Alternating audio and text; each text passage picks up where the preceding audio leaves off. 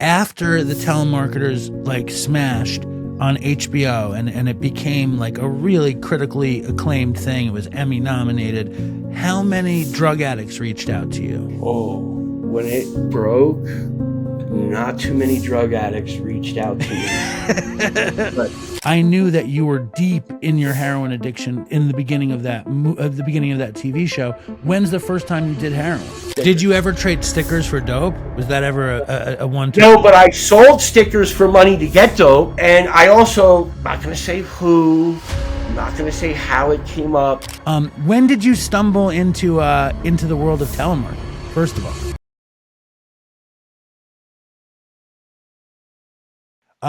So I just want to introduce this guest. I've wanted to have you on the show for years. Patrick J. Pespas of the Telemarketers. I'm going to say something that might be offensive to you, but it is not meant to be offensive. Junkie superstar, international fucking junkie superstar from HBO's The Telemarketers. You made an amazing documentary series that you star in, and I'm so happy you decided to come on the show. I'm happy to be here. I like your show. I checked out your podcast. I think it's a good forum. As a recovering heroin addict, we're very stigmatized and very misunderstood. So it's a good forum maybe to get stuff out there with a person and a forum where people understand the deal. You know what I'm saying? 100%. I saw your guys' show and my wife watched it and she was like, oh my God, you need to see this series. It's incredible.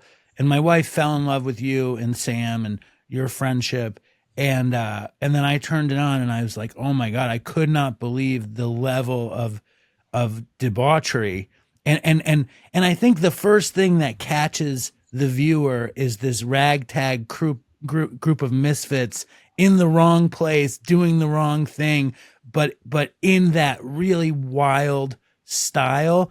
When did you stumble into the world of telemarketing, first of all? Okay. So, my wife, Sue, we are now married. As a matter of fact, we were married by a wedding Nazi in Las Vegas.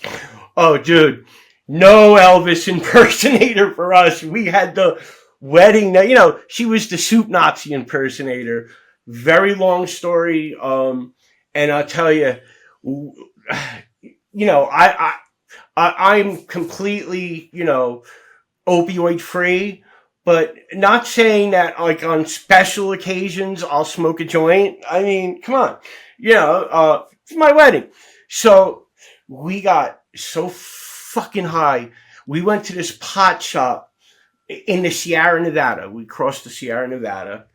Sam, we had a designated driver. She was very nice, Kimba. And so we saw this little teeny tiny pot shop in the middle of fucking desert. We had to stop. So I bought these pre-rolls and he bought a box of gummies. Sam. Oh yeah. So Sam buys the gummies. So dude, I never smoked pot like this. Plus, when you only smoke once or twice a year, you really get stoned. So me and my wife got like so fucking stoned. Meanwhile, every 20 minutes, Sam's popping gummies. Oh boy. So, Marriage on Demand in Clark County is a fucking racket. Dude, it's a fucking racket. You come out of the building, like, to get your permit, like, you got to pay the $25 or whatever it is. All of a sudden, you have 50 people, get married here, married here. So anyway, we get to the wedding chapel, and, like, there's nobody there. We have an appointment. So we're, like, trying to, like, knock on the door. This fucking lady comes out. I'm doing weddings. You're fucking.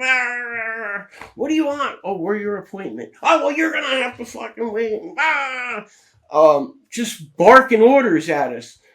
Then, like, I had a jacket I wanted to put on. Sure, go in that closet. That'll be $40. Well, she needs to change. Oh, a dressing room's $50. Dude, total fucking racket. So My whole wedding. The question was, when did you get into telemarketing? But is the answer, the next documentary series is on the racket of weddings in Las Vegas? No. I just the story, I go into stories and I'll tell you the story how I got into telemarketing. But I'll finish it up real quick with the wedding. So we laughed through our wedding, but then we're all high and the girl takes us across the thoroughway there to a restaurant. We did not know, nor did we realize it was an insult you restaurant where I guess you pay to be insulted. So we're going in there. The guys call me a jerk off. And we did not realize this. The waitress is like, yeah, you can have this fucking table and here's your fucking tablecloth, and throws it on the ground. Sue goes ballistic, cusses the guy out. Oh, dude, crazy wedding. So yeah, being from New Jersey, you don't want to go to a fuck you restaurant because every place here is a fuck you restaurant. Exactly. Oh, and when we walked out, the guy's like, "Are you staying or going?" I'm like, "Well, I think I'm gonna leave." And he's like, "You would jerk off." You didn't eat. No, fuck that. Right. We did. Look, we were so high, we didn't even realize until after we left the restaurant what was going on. We thought they were actually serious. We were that stoned. It was just crazy. So to get back to your question, so my mother-in-law said to me, I was mowing her lawn, "Hey, you're looking for a job, right?" Yeah. Well, my father owned a tattoo parlor on Main Street in the town. Right next to him, there was this little freaking office, teeny tiny office. You pass it, you definitely missed it. But when I got there, she sent me there. You couldn't see in because it had all signs, jobs. So I go in there, I meet a guy named Scott Peterson. And they were calling for the Somerset County Sheriff's Officers, Lodge 35.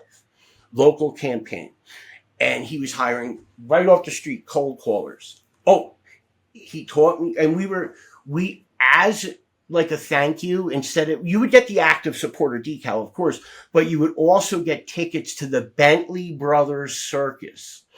So, we were selling circus tickets for the Fraternal Order of Police, Lodge 35, Somerset County Sheriff's Officers. Right, that was the union.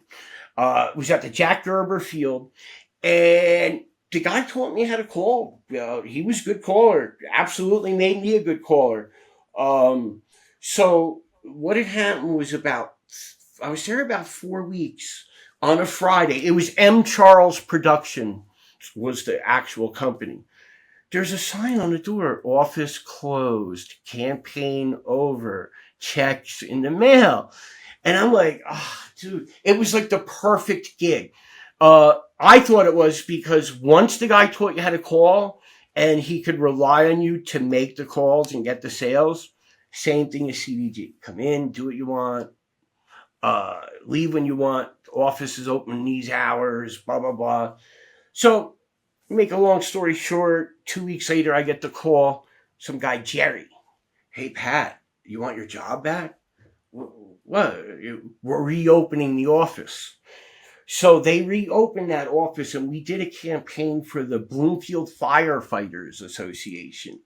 And we were selling tickets to their Christmas variety show.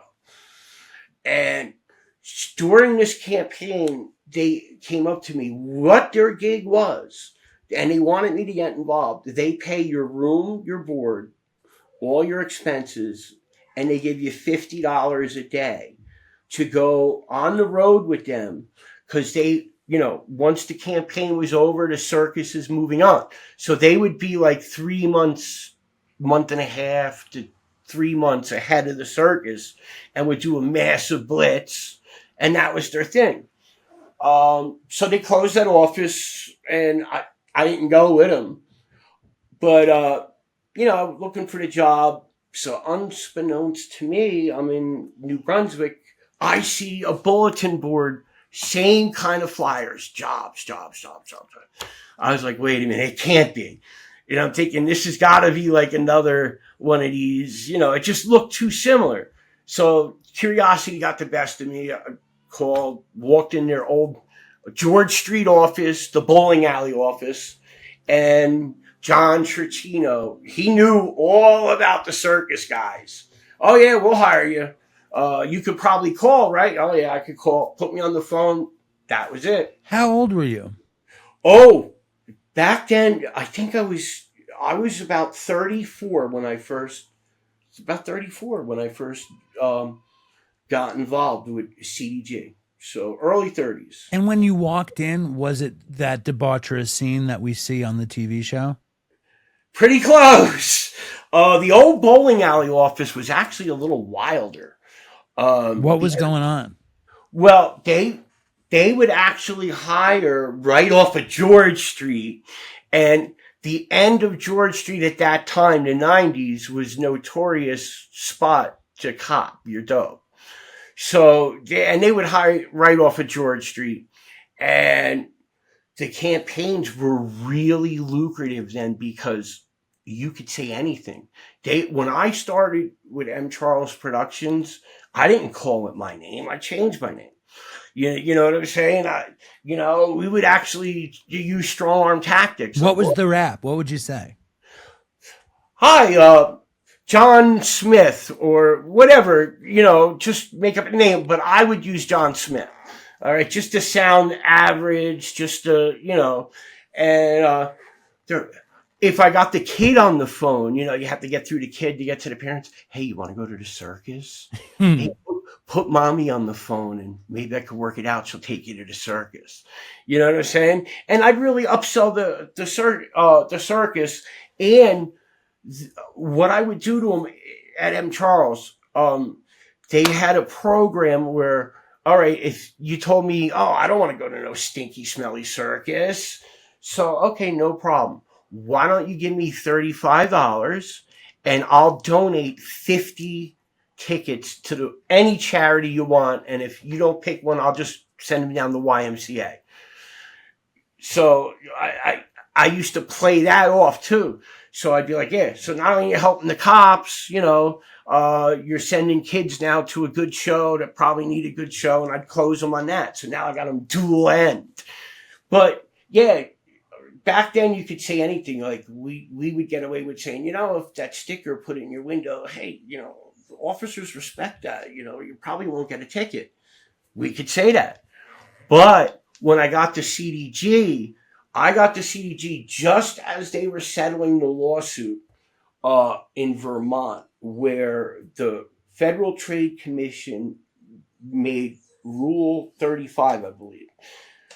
As a professional fundraiser, you had to, at that point, disclose that you were a paid solicitor.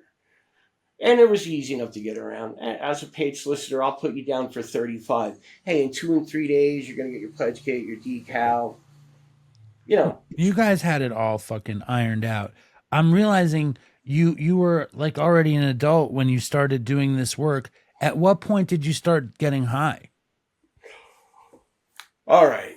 So when I was growing up, my father built motorcycles. Okay. He was one of these motorcycle enthusiastic people, rode motorcycle and did tattoos. So doesn't make for a good father.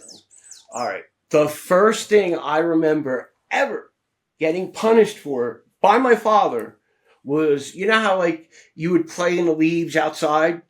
Well, I played in the leaves in the closet. They weren't leaves. They were buds.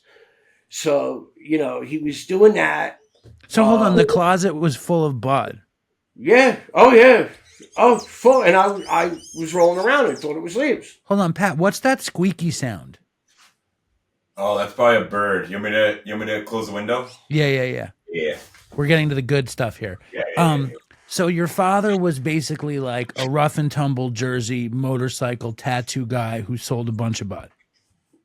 Exactly. And he had the tattoo parlor in Manville, New Jersey, 30 Main Street, Manville, New Jersey. So he kind of abandoned us. My grandmother, God rest her soul, got me out of that environment. But, as I'm getting older, my brother turned out to be like, he ran like the party house. Like, if you were underage or after hours, you could go to my brother, always had $5 a cup, quarter keg going, and used to throw massive keg parties. So, needless to say, I got into, weed, alcohol, How old do you think you were the first time you smoked weed? oh, 10, Right. And how old do you think you were when you knew you loved it? 14. Okay. And when, I mean, listen, it's like, to me, the show is about, the Telemarketers is about this horrible scam that these companies pulled off on people, and also how corrupt some unions are, and how almost out of reach all these things are. But that was only part of what the show is about. The best thing that for me the show is about was your friendship with Sam. But the other thing that the show was really about was you, and seeing you using openly. You don't fuck around with it. You're a fucking, in this show, you're a hardcore heroin addict. And I was on heroin for, I don't know, 12 years, 13 years. So seeing it and seeing you doing it and relating to it, I knew that you were deep in your heroin addiction in the beginning of that TV show. When's the first time you did heroin? Oh, wow. That's a good story. The first time I did heroin, I was handed a bag. Um, uh, Handed me a bag, and I didn't know much about it, but we were in like a total dry spell, no weed to be found. So we went to New York, as a matter of fact, to get weed. No weed to be found. So the guy I was with was like, copped a bundle of dope instead. And I had to leave with no weed. So he was like, just don't do the whole thing at once. So I remember my brother was throwing a keg party that night. He threw keg parties every night of the week. So anyway, I sniffed half the bag. Figured, all right, well, I do.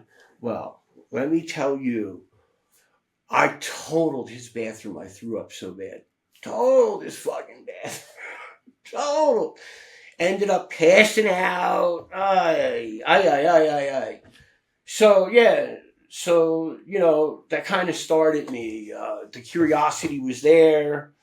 And so, yeah, it just turned into a habit, very subtly and sneakily. Like I didn't,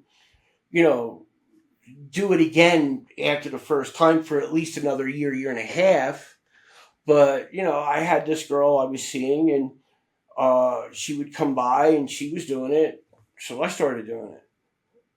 How old were you at that point?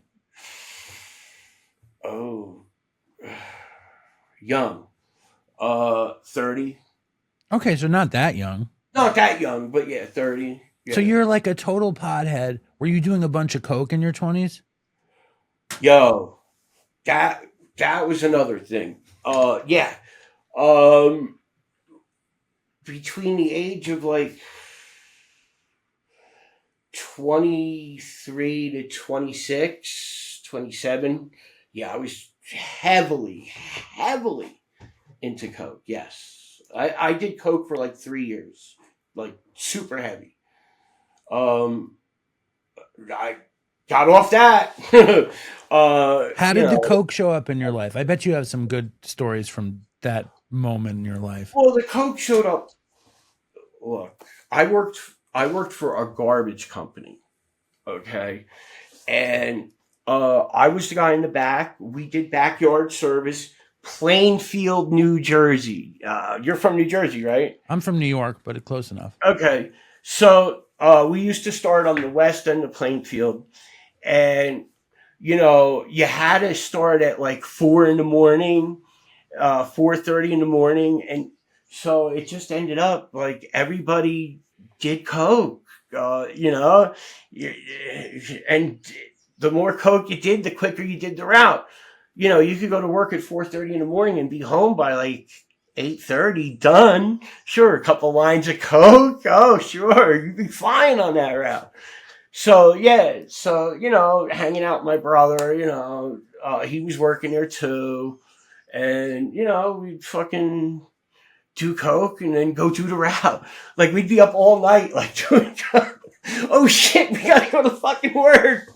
Go run the fucking route, get it done, so you go home and just finally sleep. So it was like party. It was still all a party. You're Yeah, young and you're fucking just getting through work and you're enjoying getting high. Were you playing music at that point? yeah, like yeah, I played guitar for years, on and off. I actually had, uh, hung out with a friend of mine, Dennis Leahy. He was definitely in our crowd because, it developed. My brother had this big, it's like this big crowd. We all went to school together. We all went to the same, insane keg parties. We were just partying, and a lot of musicians. But I used to hang out with Dennis Leahy, really good drummer. Unfortunately, he has passed away, but his brother gave me a few lessons. He actually was the guitar player for the singer of the Styx. His father's that Harry Leahy, has all these classical albums out. Really good musician. So yeah, I took a few lessons. I jammed with Dennis. Just we used to once in a while we would go on like the road party, and people would rent um, like the studio booth. Yeah, good excuse to party at the studio. You know what I'm saying? Well, it's part of the culture, right? You love rock and roll, you love metal. It was like part of it was partying, part of it was coke. It fuels it. It's like you're in that world, so it's like this is what we do in that world. Exactly. Spot on. Spot on. It's So, interesting. I don't think I ever heard a story of somebody who's looking for weed and they buy a bundle of heroin instead. I don't think I've ever heard that before. well, I didn't buy it. The guy I was with bought it. Right. And, you know, he handed me a bag. I mean, we're on the bus. Back then, you could get on the bus, go to New York, party on the bus all the way back. We used to do it all the time with coke. We'd be sniffing lines, coke, back of the bus. Nowadays, you'd never get away with that bullshit. But yeah, it was different times, and it was just that's the way, I was. Like I said, I had a father who abandoned us. It was like, good story, good story. Now, I was born in '68, so I'm very young at the time the story came out. But the gist that I got through my mother and family is someone didn't like the tattoo they got from my old man, and they put a pipe bomb in his mailbox and blew like half the door off or whatever. Very young at the time, but that was, the feedback that I was getting. You know what I'm saying? So, he was very, my old man was very well known in like the tattoo, motorcycle. Um, The outlaw New Jersey scene. yes, exactly. Do you think before you did the first bag, you had any thought of what your relationship with heroin was going to be? No. Um, my, you know, heroin's very, very misunderstood. The first few times you do it, maybe the first 2 weeks or something, sure, it's all about getting high.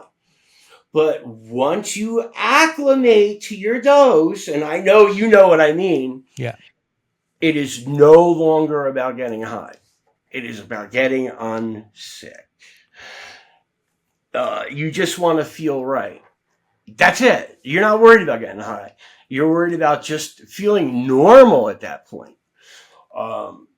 Yeah. So, Talk about the beginning when you first got a habit. All right. When I first got a habit, it was an everyday thing. Everyday thing. Me working for the garbage company and everything. I knew all the spots, all the drive-ups. So it was like an everyday thing. What were the drive-ups?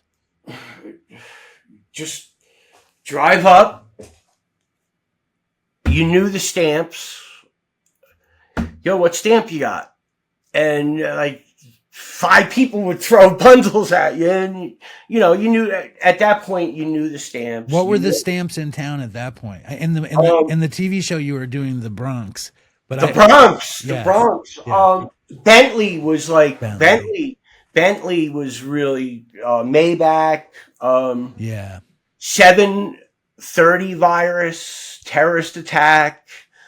I remember we went a year with Green Monster. That was like for a whole year. That was like the one, you know what I'm saying? That you want. AOL.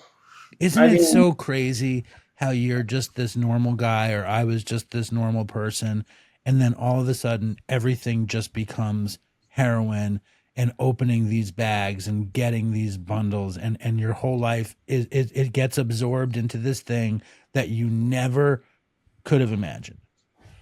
Well, yeah, I haven't done heroin or any opioid, any of that bullshit since like 2000 late 2008, early 2009. I was one of the lucky ones. I think the last time I did heroin was 2011 or 2012, but keep going. Yeah, I was one of the lucky ones. Picked up, going to the drive up, got to go to court, but I was one of the lucky ones. I had a lawyer that realized I didn't need, I needed help, not prosecution. So she got me court ordered into the methadone program. When you're working with Sam and CDG, it's CDG, CDT, CDG. You're using heroin very openly. Were you not? Absolutely. Were you not freaked out to have him shoot? I mean, one time you said you like sniff a bag and then you like make a sale. And then you say, I couldn't have made that sale if I hadn't done that bag of heroin. And then you said, wait, I couldn't have done a sale if I hadn't done that bag. You like make sure that you take the word heroin out to keep it a little vague. So like, yes. That was by design. Believe it or not, that's actually a little edited, that scene. And there's a scene like right before that, as crazy as the Telemarketers was, we could have went edgier and further, but I had to set some limits, and we had a creative director. His name was Adam Balapal. Let me tell you, he was so great to work, so creative, and so great to work for. And that's what we came up with, and it worked. What was edited out of that scene? I actually say the word heroin. But we felt we'll leave it a little vague, give people some imagination. They get the point. You know what I'm saying? Were you freaked out to be on camera doing dope? You know what? It is what it is. Okay? It is what it is. What are you gonna do? Don't You know, the answer is not really. I think you were high. You felt safe. You felt safe with Sam. You know what I mean? I don't think there's any. Listen, I think it made the show more compelling. Let's put it this way. Yeah. This I actually brought Sam to the local shooting gallery and we filmed. It didn't make it in, but we actually filmed during that time to the local shooting gallery. Well, I have a lot of questions now. Were you shooting at the time too? No. I was more or less a sniffer.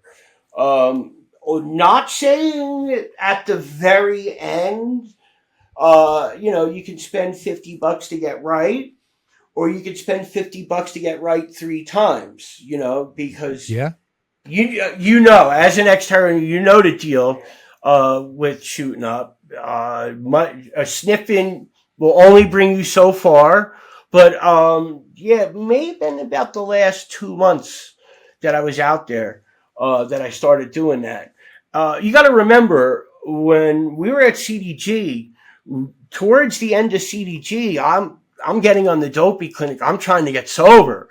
You know what I'm saying? So, we were right at the end of my run. A lot of that. You know what I'm saying? So I'm really at the height of my addiction. You know what I'm saying? Definitely. You're nodding out on the calls. It's very relatable. I mean, it's like to somebody who's not a heroin addict, it's probably very crazy. But to all of the heroin addicts that watched the show, we were right with you. And we appreciated what you were doing. Was there anybody else in CDG that was on dope, or everyone else was just drinking and doing coke and smoking crack and smoking weed and going nuts? I used to hang out with a particular manager, and there was days that we looked at each other and said to the manager on the podium, "We'll be back." Punch out, go get right, and come back. They were all for that. Because when we were right, absolutely destroyed a fucking list. You know what I'm saying? 200 an hour, and they knew on me because they kept that. The mins were 180 to 240 an hour, and they would track your collections.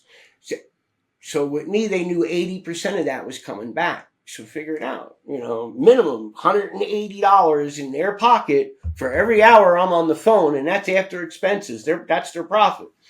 So, or you could sit there and be half dope sick and make $35 an hour, on the phone, because that's what I'd be doing. Like, not very well, but once we got right, me and my buddy, he was an ex-manager there. We'd come back, and so they'd like, there was times here, tiers 20, go get right, come back. Just be back within the hour. Well, that's something that people don't realize either, how much energy heroin gives you when you're addicted to it. Like everyone thinks you're just going to nod out, but how energized you got from it, that you could make sales, that you could talk people into stuff. It's the second. I mean, I always, I never stop thinking about the science fiction of heroin addiction, how sick we get. And then we just get the tiniest bit of this molecule, and all of a sudden we're back. It's like a total like science fiction comic book phenomenon. You get this little bit of this thing, and then all of a sudden you're full strength. It's like a video game. You're dying, and then you get food, and you're back. And then Sam is making this movie, kind of fucking around at CDG, and then you're like, I think I want to be in this movie. And then it becomes kind of the Patrick J. Pespas movie. And what made you think like you want to be in this movie? Well, it wasn't that. It was Ed Hilger. God rest Big his Ed. soul. Big Ed. Big Ed. Was doing a weekly thing with Larry Lazar about football. And Larry wasn't there to do it. So I filled in for Larry Lazar. And, it was the What the Fungus video. Like I would point out like the mistakes football players made that week to lose the game. And I'd be like, what the fungus? And Ed had put that up on YouTube, and in Minnesota alone, it got 50,000 hits. It did like 70,000 views in like a week. So yeah, after that, that's when Sam started, with the camera and whatnot. I remember saying, the camera is my friend. The camera is my friend, And when did you become friends with Sam?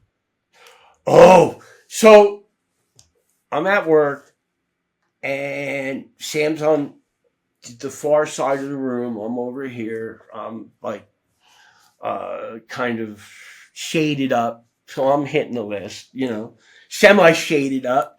So we break for lunch. Listen, I am so bad with names that I was at the creative Emmys calling Jimmy Kimball. I'm so bad with names. It's like people are looking at me like, Mr. Yo's, the famous scene. Like, that shit's for real. Like, I have trouble with names. So I come walking out. I'm like, yo, Hamilton Stern, you got a schmod? He's like, Hamilton Stern, my name's Sam. I was like, oh, yeah, whatever. You got a schmod? So he's like, no, I don't smoke. So his buddy, Mike Bordeaux, got me a cigarette. Wait, what do you call it? A smod? A schmog, yeah. I never even heard that. Schmog? Schmog. All right, keep going. Yeah, I call cigarettes schmogs. Is that a New Jersey thing? Yeah. Okay. Yeah, it's a New Jersey thing. And, from there, I remember he bought the new camera. Remember that? He brought like, now it's like a dinosaur. He still has it, but that was the camera that quite similar to this one, but this is a more modern version. Yeah, a lot of that was filmed, Sam was there filming. And like it started like the way as a viewer, like hold on, there's something going on here. It started Sam was like, holy shit, Pat's a star. It's obvious Pat can tell the story of CDG. And then you guys start finding out there's more than just it's a bunch of degenerates raising money for cops. Yes. And, as the story goes, in my high school, the 7th and 8th grade is combined with the high school. All right, it's not like you have a junior high and a high school. So when I was in junior high, the owners were like juniors and seniors in my brother's grade. The CDG guys. Yeah. So the rich guys who the guitar player, these fucking guys, yeah. Yeah, he went to North Plainfield. He went to high school. Yeah. So we knew them guys. You know what I'm saying? So it was an irony. I didn't know when I first walked into CDG that they owned it. I actually found that out from the guy I used to work for. The garbage guy actually owned the house next door to him. He went to our high school too. So how does the story, and then at that time, when do you go to the methadone clinic first? Like when do you start giving up heroin and actually getting on the program? Like I said, late 2008 into 2009. I got picked up going to the drive up, and I had a good lawyer, and she made them order me on the methadone clinic. Can you tell us the whole bus story? The whole what? Getting busted story? Okay, yeah. This is exactly what happened. So I'm in my race car. I had a I had this car that I bought, and wait, why did you call it a race car? Well, I had it all souped up. It was a Pontiac Sunbird GT, but I had put a super chip in it. They were kind of quick. It had the 3.1 to begin with, so I had the super chip in it. I had the dual exhaust. I had it. It was done up. It was a very fast car. So, I'm in my car, and this other caller that he was not a newbie, but he was there about 3 months at the time. I picked him up, and we went to the drive up in Newark, and so we copped. We come around the corner. I had already done my dope. My dope was done. That was the thing that I always did to avoid like a hassle coming down as soon as I cop the dope, I'm only copping for what I need to get unsick that day, to get through the day. And I had the straw already, pop the bags, paper out the window. So I actually had Sue with me at the time. So they didn't do that. I already done. Get to a light, and cars just boxed me in, guns to the head. Oh yeah, get out of the fucking car. They found like I think 1 or 2 bags between us. Because the other people, they're trying to get rid of their dope too. They're doing the same fucking thing. We're all sniffers. Sniff it, get it out of the car. By the time you get home, you'll be right. But it didn't work out like that. So yeah.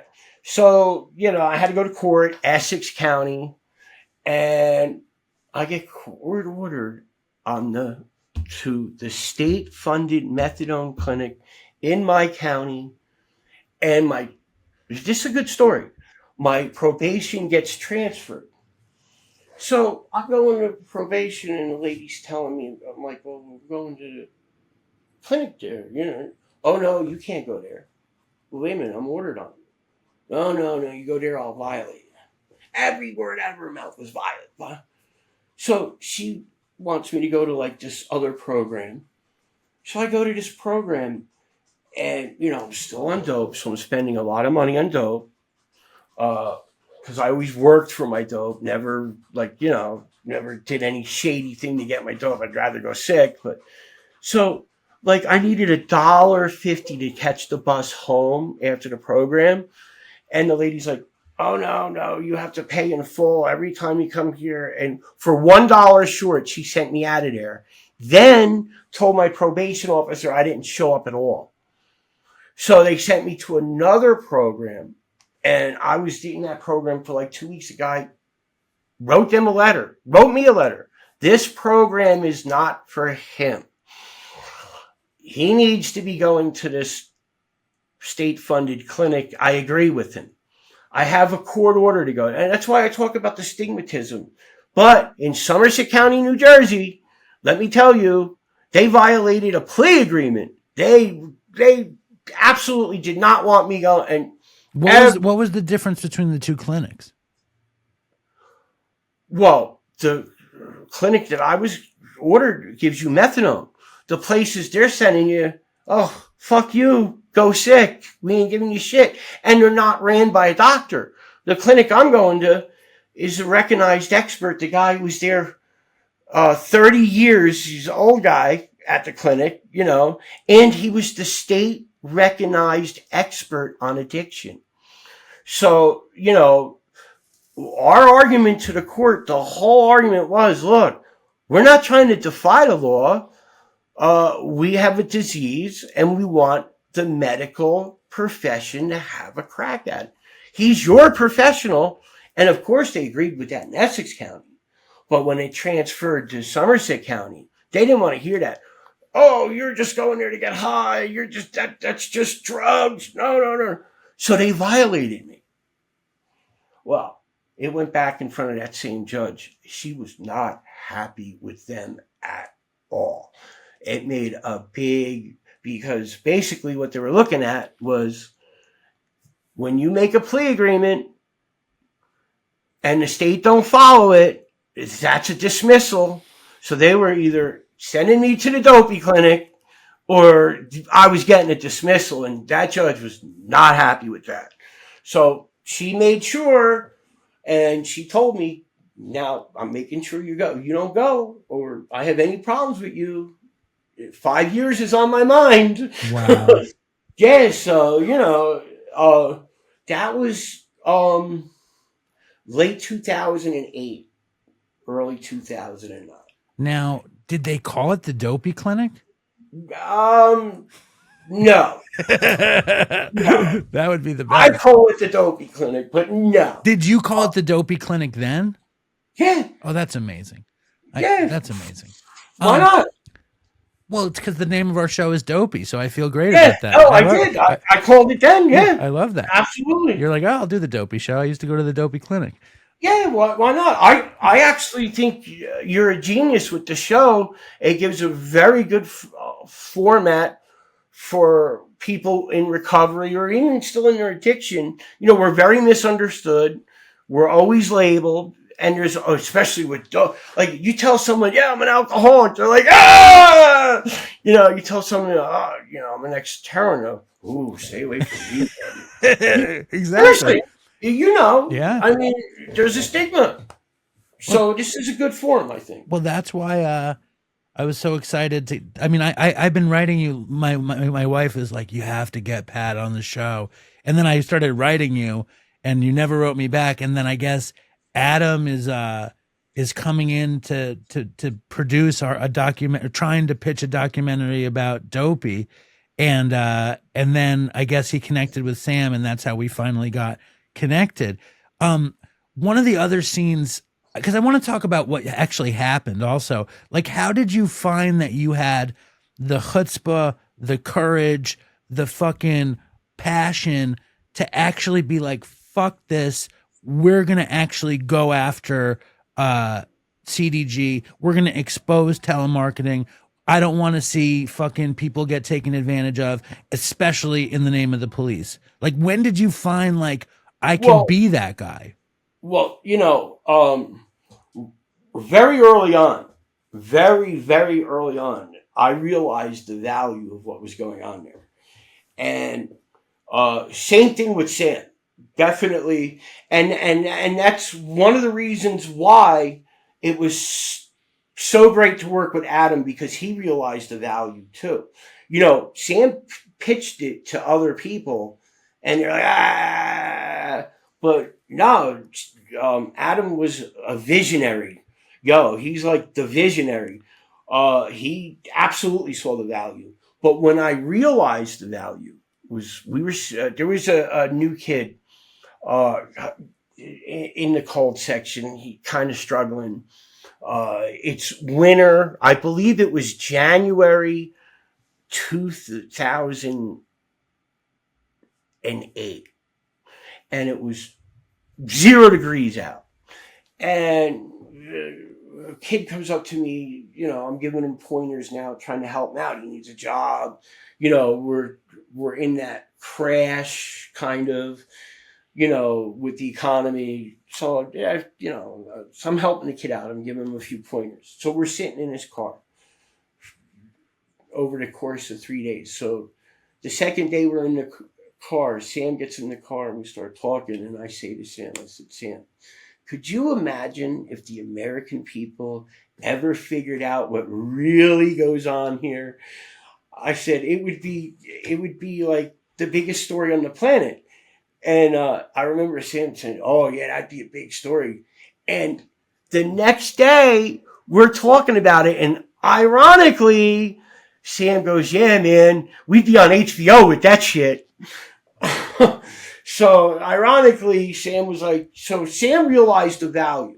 So what had happened was, Sam pitched it, a few people, but as fate would have it, he's coming on an elevator and Adam's coming off an elevator. And Sam says to Adam, I got a story for you. Starts telling him. Adam immediately realized the value. And that just got the ball rolling. But how did you know you could be the guy? Like, you're the one. I mean, Sam obviously was behind the scenes doing research, producing a film, but you were the lead, guy You know, on the camera. for me, it wasn't about am I the guy? It was more about I have to be the guy. Because the story needed to be told. Why? I'll tell you why. I'll tell you exactly why. As I'm sobering up and everything, I was like CDG's dirty little secret. Oh, it was all right. I come in, hit the fucking list and all that. Oh, but big shots are coming. So Pat, leave the office for an hour, and you know what? I ain't your fucking dirty little secret. You guys know I'm fucking doing dope. I'm doing it openly. You don't give a fuck. The only thing you give a fuck about, not me, is about how much money I'm bringing in. And, I felt exploited. Instead of going, oh, all right, you're a great caller, but you need some fucking help. Get out of here. Come back when you get right. When you get the help. You know what I'm saying? I mean, so with that, and Sam would come up to me all the time and tell me, I heard this, I heard that. And then we'd go research, computer in my living room. I'd get on there and, we'd see this shit. The rip-off report, there was stuff up there, then we realized something. I'm still in my addiction. And I don't, this was early on. We realized I'm still, just starting to get it together, still a little in my addiction. When you get on the methadone clinic, they don't expect you to just miraculously, oh, you're on the clinic, here's your dose, you won't do that. No, you do your dope until you realize you're blocked, and they get you to a blocking dose, but whatever. But during this time, there was a McDonald's in Plainfield. And, McDonald's in Plainfield at that time, you would have a whole group of guys or girls. They would all get together. Everybody would put their money together, and one person would go over to the projects and get the stuff and bring it back. And the person who flew got their stuff for free and probably a couple bucks because, they're shorting them a little, on each end. So we're in McDonald's, and we came up with the idea. We were calling for the Cancer Fund of America, big campaign. We were also calling for the New Jersey State Law Enforcement Officers Association. Now, this is just as they were closing the office, right? So we call up the New Jersey State Law Enforcement Officers Association in McDonald's, right? We're in McDonald's. I'm on the phone. And the guy's like, I haven't used CDG in 3 years. I'm like, dude, I'm telling you, I was calling for you not less than 3 weeks ago, let alone 3 years. No, that contract ended. No, that contract ended. I actually got in a little bit of an argument with the guy. Dude, your contract did not end. You're lying to me. I called for you. I know. So, all right, we get off the phone with that guy, not realizing, but we realized it pretty quick. We called the Cancer Fund of America. Same story. Yo, that campaign ended 3.5 years. So I'm telling the guy, we called for you like 9 months ago. No, never happened. Never happened. And then he even checked. What we found out and realized is not only would CDG only like 10% of the money, but they would keep calling for years after the contract ended. And just keep the money. Wow. Yeah, we realized that because we called the guys. So at that point, we knew absolutely, me and Sam realized the scope of this thing. Also, and I told Ahmed Bashir, I even brought it to fucking work. When they were calling, we had 2 offices in New Jersey. Ocean would call for the New Jersey Fraternal Order of Police, and that was one of the offices that they got in big trouble for because they were telling their people to tell the prospective donor 100% of the money goes directly to the organization, which was bullshit. It was going to them and then being devalued by 90%. So I used to send out info kits to myself to get the stickers. Sure, you give someone a couple of stickers, they might give you $10 for a bat. You know what I'm saying? So every day I was sending like stuff. So I had tons of them stickers. Did you ever trade stickers for dope? Was that ever a one-time? No, but I sold stickers for money to get dope. Very good.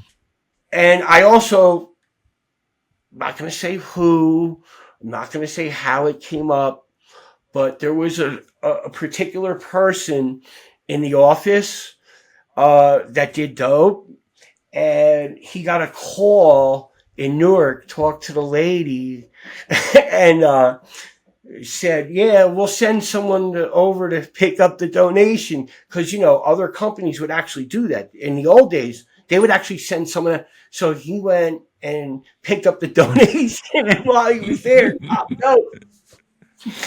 But but no, I would send. I did that. Yeah, sure. Whole mountain of stickers. Borrow $10 off someone, and give them a few stickers. You know what I'm saying? How helpful is having a sticker on getting pulled over? They're a joke. Come on, they don't do anything. They're an absolute fucking joke. Let me tell you, as a matter of fact, you might even be more likely to get pulled over for having the sticker in the wrong spot, because they'll say it's a visual obstruction and still give you the ticket. Right. A joke. And the cops know, like, they knew that there's companies selling them for a $20 donation that they're not even seeing. How many cops get mad? Oh, this guy gave to the rip-off guy. I'm getting ripped off in my name. You're getting over on my name. Exactly. Exactly. So I told you, I think we texted and I told you I was on methadone forever. I was on methadone for 7 or 8 years. And when I was on methadone, I was never working the program properly at all. Like, I would always cop dope at 5 a.m, get high, and then go to the methadone clinic. Just so I could feel the dope, and I would buy, Xanax or Klonopins probably at the clinic or downtown or whatever. And I never really used the methadone properly. And I certainly was never, I was never getting closer to sobriety when I was doing it. But it sounds like the methadone actually had a good, and I've heard stories about people where the methadone actually has a good effect on them. Tell us about like your experience, like how it got better on the methadone. Well, one of the main reasons why the methadone clinic worked for me is because I went to the state-funded, not-for-profit clinic. And the Dr. Larry Lebanese was there 30-some years. And he was, methadone clinics get a reputation. The reputation that clinic had was for low doses and no bullshit. They would test you, trust me. Once they got you up to a certain amount, he wasn't going no higher. And if you didn't get off at that point, you were off his clinic. Yeah, and that's why it was the state, only one in the state funded, and it was ran by the recognized state expert. And let me tell you, there's methadone clinics that are for profit. They walk in and fall out. That wasn't this clinic. Low dose, and when I got there, immediately I was put into MIOP. They had me going. I was going every day in the morning. Was it mandatory intensive outpatient? Methadone intensive outpatient. So I would go in the morning to get my dose, because they would not let you go home with it. So they had to watch you take your dose. Then at night, 3 nights a week for the first 90 days, I'm going to 2-hour classes. And they're testing you 3-4 times a week. And if he ever finds cocaine, Xanax, any of that, that's an immediate dismissal. And once he feels, he gets you to a blocking dose, which is a much lower dose than they give at other clinics. Trust me. you had to be clean or you were going. And like the guy would do anything for you if you were clean, like call your probation officer, get involved with the court, but it's very heavily tested. And I had a great counselor at that place. The guy was there for 15 years. He just recently left. He knows who he is if he sees us. Great counselor. So I had a great counselor, and it just worked for me. At a certain point, you get tired of being sick and tired. And from that point on, I stopped everything. No weed. Like I said, maybe last time I smoked, maybe once, twice a year. You know what I'm saying? I drank New Year's Eve. I don't really drink. I try to do everything right now. And because of my past, I have to do stuff even more right than other people because of the stigma. So, yeah, but it worked for me. You know what I'm saying? Because I was out there for years just trying to get right, not high. Yeah, me too. I get it. And it's like, do you think the reason that you were like actually pursuing getting better was first the arrest? Like, how much did like Sue hate it when you were using? Okay.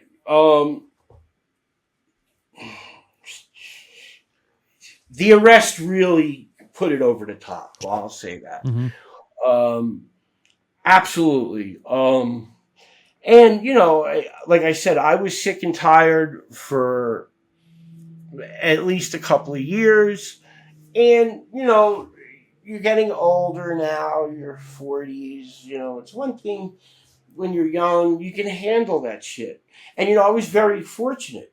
It really worked out for me because the fentanyl scene didn't happen yet. Me too. So Me too. I kind of missed that, Yeah, me too. which, holy Jesus. So, yeah, it worked out for me, and when that scene came in, that was a double reinforcement. I was so glad I was on the clinic. You know what I'm saying? Hey, it just worked. Now, in the show, there's a scene where Sam feels like the thing is about to blow up and the case is about to get broken open, and he's so excited to tell you of the interview that you're about to do, and he goes and looks for you, and you're not home, and you're gone. And then you see Sam on the street like talking to all the junkies in town. Have you seen Pat? And where did you go? What happened? We moved. Why didn't you tell Sam? We had lost contact when CDG first broke up, and Sam used to come over my house, in the building where my mother lives, and we actually filmed one of the famous scenes, Cook 'em All, right there. But we had moved out to Phillipsburg, and he caught up with me. I wasn't, out there. That was dramatic effect to make it seem like you were gone or dead. Yeah, absolutely. And so when you started getting sober, did you have any or getting clean? Did you have any missteps, or was it pretty smooth sailing? No, it was not smooth sailing. All right.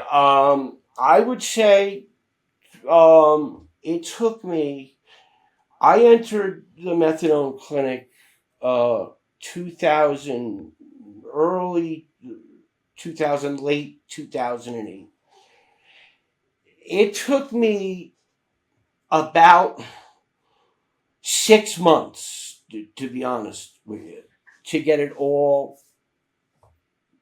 down pat. I think that's pretty good though, Pat. It's like for me, it took me years. I was in and out for years, over and over. No, I was there the whole time, but I remember I went the first 2 months to get to the blocking dose.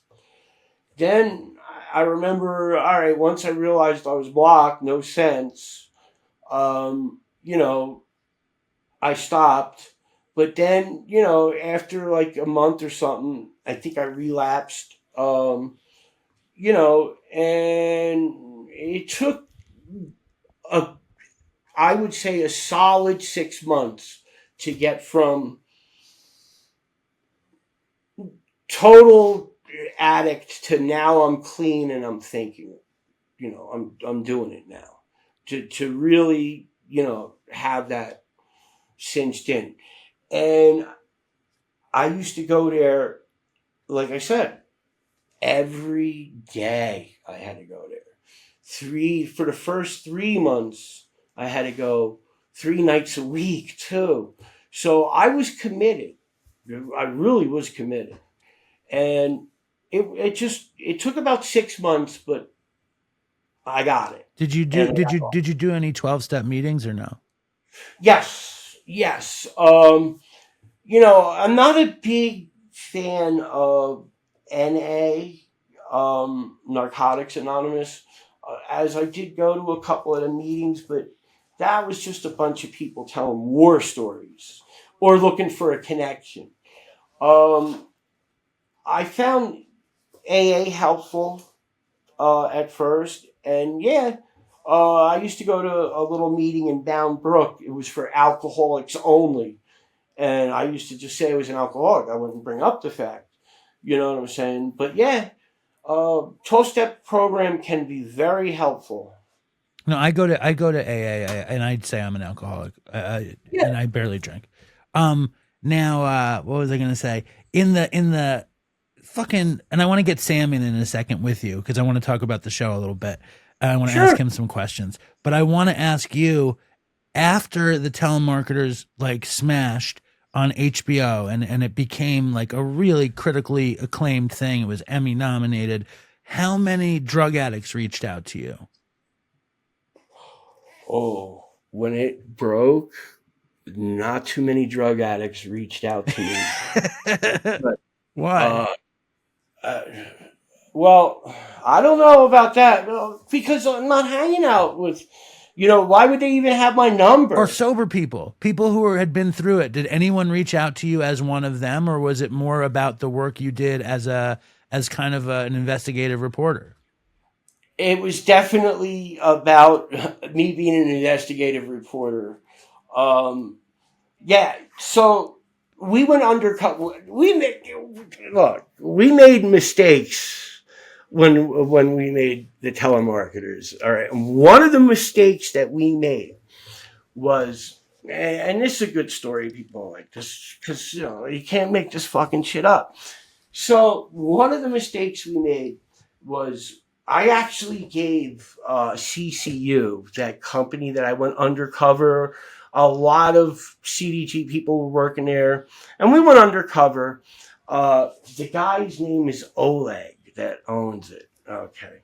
So I made the mistake. I gave him my real bank account. Oh, God. And my real address and all the payment information to do it electronically. And my phone number, my primary phone, so he could pay me and we could go undercover. So when the Telemarketers broke,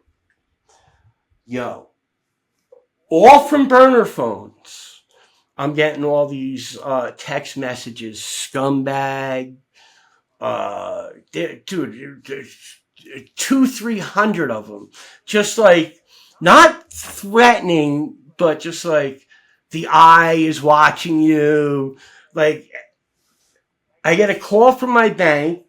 Someone tried hacking my bank account, like start online banking, and you saw the show.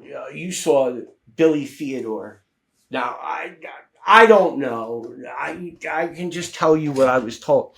He's calling me up saying that Oleg is a Russian mobster and you fucked with the wrong person and that they had my address and they were going to come see me. Now, whether it's true or not, Who knows? So my phone was blowing up dude, my phone was blowing up. I had reporters hanging outside my house, calling me up. And at this point, all right, when we went to the premiere, all right, as you know, my wife had nasopharyngeal cancer. Okay. How is she doing? Remission now, they're calling it a cure. Thank God. Okay. When we were doing it, I was taking care of my wife. I got her through chemotherapy. I got her through radiation. Look, the prognosis was piss poor on my wife. I went into the doctor's office as we're filming, and the guy's telling me, like, you really should get your wife's affairs in order. The prognosis is not good. But as it turns out, she did really great. She's cured. She went into remission. But, like I was saying, so my wife, when she got done with the chemo, had to get physical therapy. She had to go into almost like a rehab center. Well, they gave her COVID. They had an outbreak of COVID. When we went to the premiere,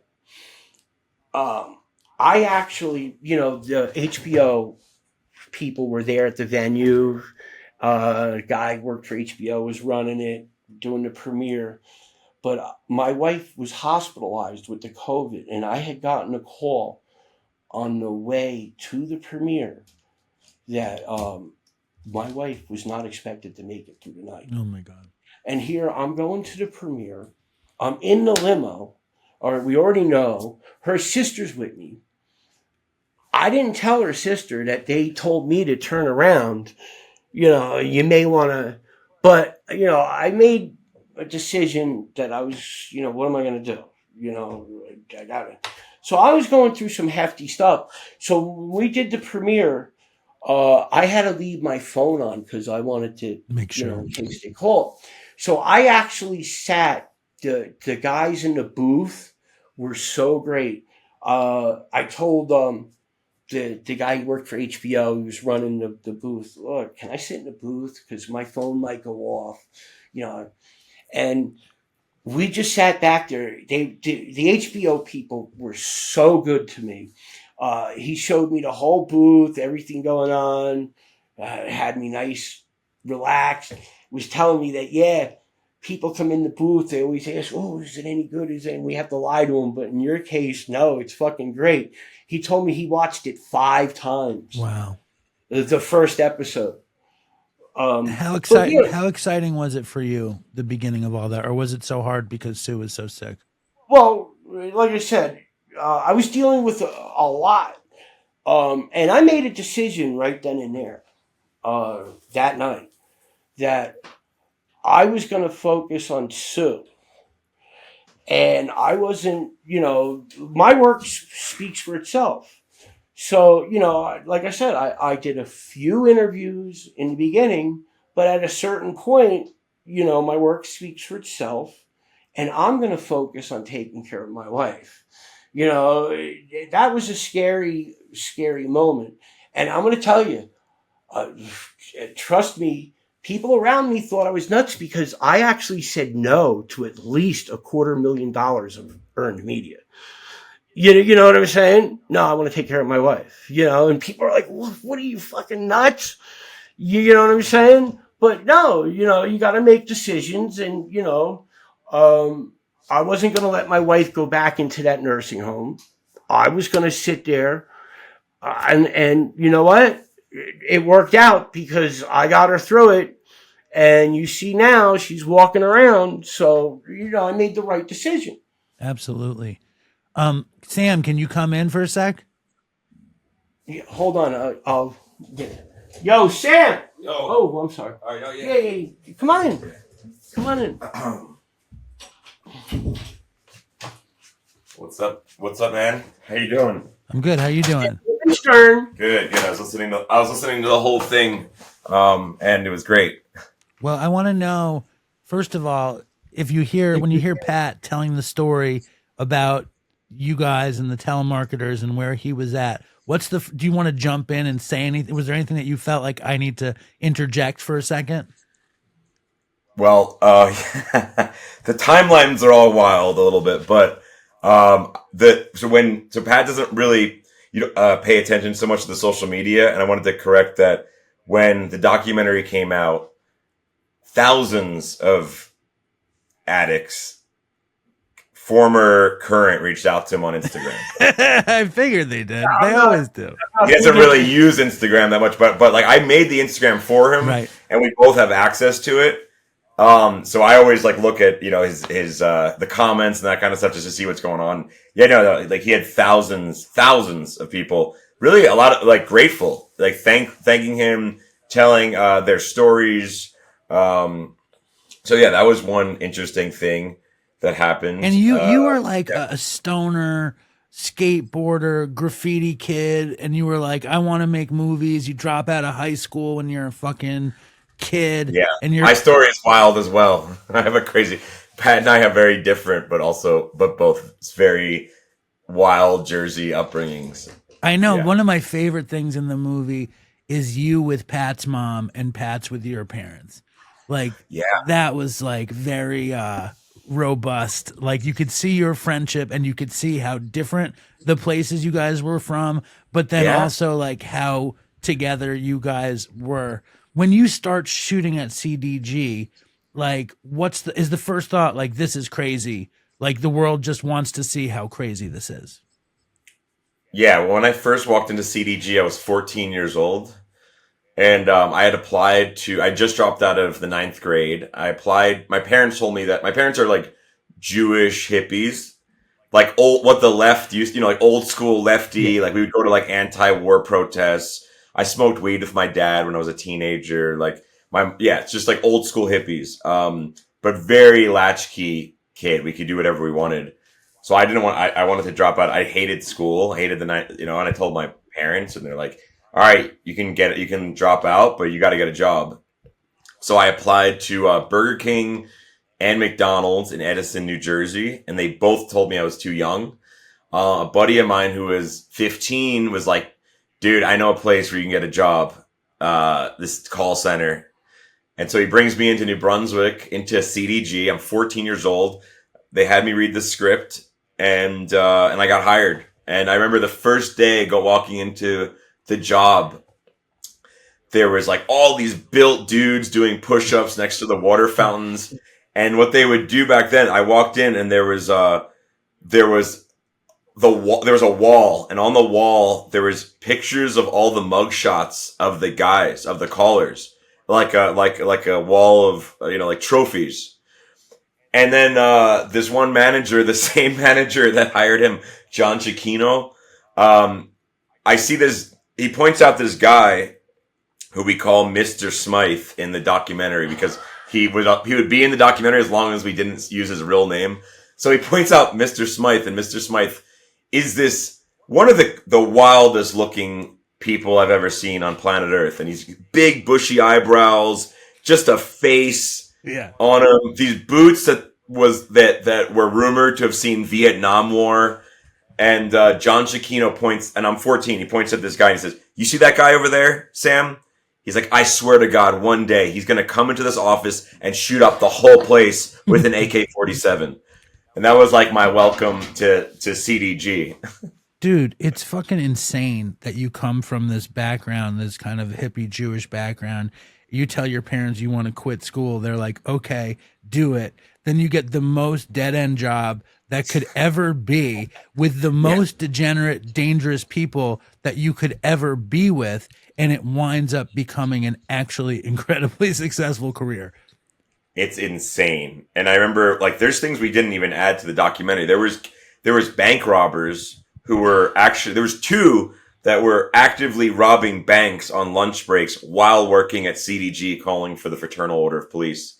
There was, Pat didn't mention it, maybe for his own reasons, but it's a long time ago. There was two, maybe more, but I remember two specific heroin kingpins working in the CDG office. One of them, I believe, was like, the head of a very major criminal organization that I'm not going to mention by name, but there was heroin kingpins. I mean, they were selling massive amounts of heroin out of the office. That's in addition to pimping out of the office. I mean, it was wild. But my first memory was like being maybe, so I met Pat, I believe it was 2005, 2005 or 2006, but I was there since 2001. I started right after 9/11, and I remember we used to mention 9/11 in the scripts. So, I remember thinking this, I was reading a lot of books, man. I always loved Hemingway and Kerouac and On the Road. And I was like, the characters, this place is just something right out of a novel. So like originally as a teenager, I thought this would be a great novel, like just writing about these characters. Cause the characters were so fucking interesting. I mean, you'd have the FBI just run in and just grab someone, like take them out. Like, it was nuts. But yeah, man, thanks to Big Ed, that was kind of like the first seed. Shout out to Big Ed. Big Ed had this tape from like 2001, which you mentioned in the documentary, or 99. And he just had this tape and he would just fuck with the callers. And, I told him that I wanted to be a filmmaker and I thought we could do a CDG documentary would be interesting. And he's like, he was a manager. So he's like, go for it, man. He basically gave me the keys to film openly at CDG. It's amazing. It's amazing because like what you're talking about, like it is like the cast of characters, like these beatnik fucking weirdo outlaws that you're never going to find them. And they're all there. And then you're this 14-year-old stoner wannabe artist. And you're like, this is it. I can totally relate to that. I mean, that's also addict shit. Like addicts like get drawn to these far out people and this scene that's not like the world. And CDG was like so not like the world. I had my own really I had my own dysfunctional childhood, and I always felt, and I was an outsider. I grew up in we grew up in New Jersey apartment complex land, where there's just apartment complexes as far as the eyes can see, and the only family in my apartment complex like mine there was none. There were no other. It was all immigrants, which is lots of immigrant families and all kinds of different people, but there was no like hippie Jewish family. I always felt, and my parents were into polyamory. That was a whole other. My story is equally crazy as Pat's and totally different, but we both have like really crazy backstories. My parents were like, basically I was a total outcast, right? Outcast, a graffiti writer growing up in a really, really, really hippie family. And then the people that I always related to were that I felt comfortable with were people that were kind of weirdos living on the edge, man. Hold up, though. Can we go back to the polyamory for a second? I've talked about it before. I'm super open about my childhood. Yeah. How like were they were like crazy swingers? Like what was the scene like at home? So the scene at home. The scene at home was like when I turned. Yeah, it was basically like, it was pretty dysfunctional. I mean, my parents were like, they decided they wanted to be polyamorous, or that was their thing. It was like crazy swingers. They would go away for a weekend to some kind of a polyamorous swinger kind of weekend. But I was like 10. I was 12 when this started. This all started when I was 12. My brother was 10. So we just basically, I never met anybody that they were like swinging with because I was just never home. I would go between CDG. This is when I was at CDG. I would go. All I did as a teenager was I was always the kid with the camera, so I'd film everything, but I would go to CDG whenever the fuck I wanted. I would smoke weed, I would party, and I would paint graffiti. That was what I did as a teenager, and I just wasn't really at the house that much. Because look, after therapy, I can speak about it, but I didn't feel comfortable at home. And my brother didn't either, because my parents were so in their own like dysfunctional world. There wasn't really any safety in my household. And I can again, after highly recommend therapy to anyone with a dysfunctional family, yes. But it was definitely I wouldn't change. Oh, by the way, my parents had, we always had people living at the house. They were really empathetic people. So there was like at one point my dad met a Puerto Rican shaman at a Santeria shop in Trenton. He was living on the couch. There was this black psychic named Phoenix who actually gave me my first camera. My Wow. parents saved her from, she was suicidal, or she committed suicide. She tried to commit suicide, ended up in a mental hospital, and she had nowhere to go. And they were like, come live in our, in our other room. There was a homeless guy named Rob who was a heroin addict, and no one knew till later, living in the pantry. And this is in apartments, bro. This is not in a house. Yeah, it's fucking. So, but yeah, it's all right for like, that's the shit that inspires me, man. Like the craziness inspires me. Well, artistic. The Telemarketers is this at its core. It's this story of friendship, but it's also this story of misfits and story of justice. Let me ask one more polyamory question because I never get to talk to anybody that's ever around this. Do pineapples have anything to do with it? Is pineapples a code for the swinger? Is that true? No, yeah, it is. And I know that not from my parents, but from another documentary project I was working on. Yeah. A pineapple. If you're on like a cruise and you see a pineapple on the door, that means that they want you to come in and say what's up. No way. Because I bought a bathing suit with pineapples on it. And my wife is like, you're sending a big message. What are you doing? My wife. Your world, my friend. Amazing. So when I knew that. Oh yeah, that's crazy. When do you stumble onto Pat and you're like, this is my guy?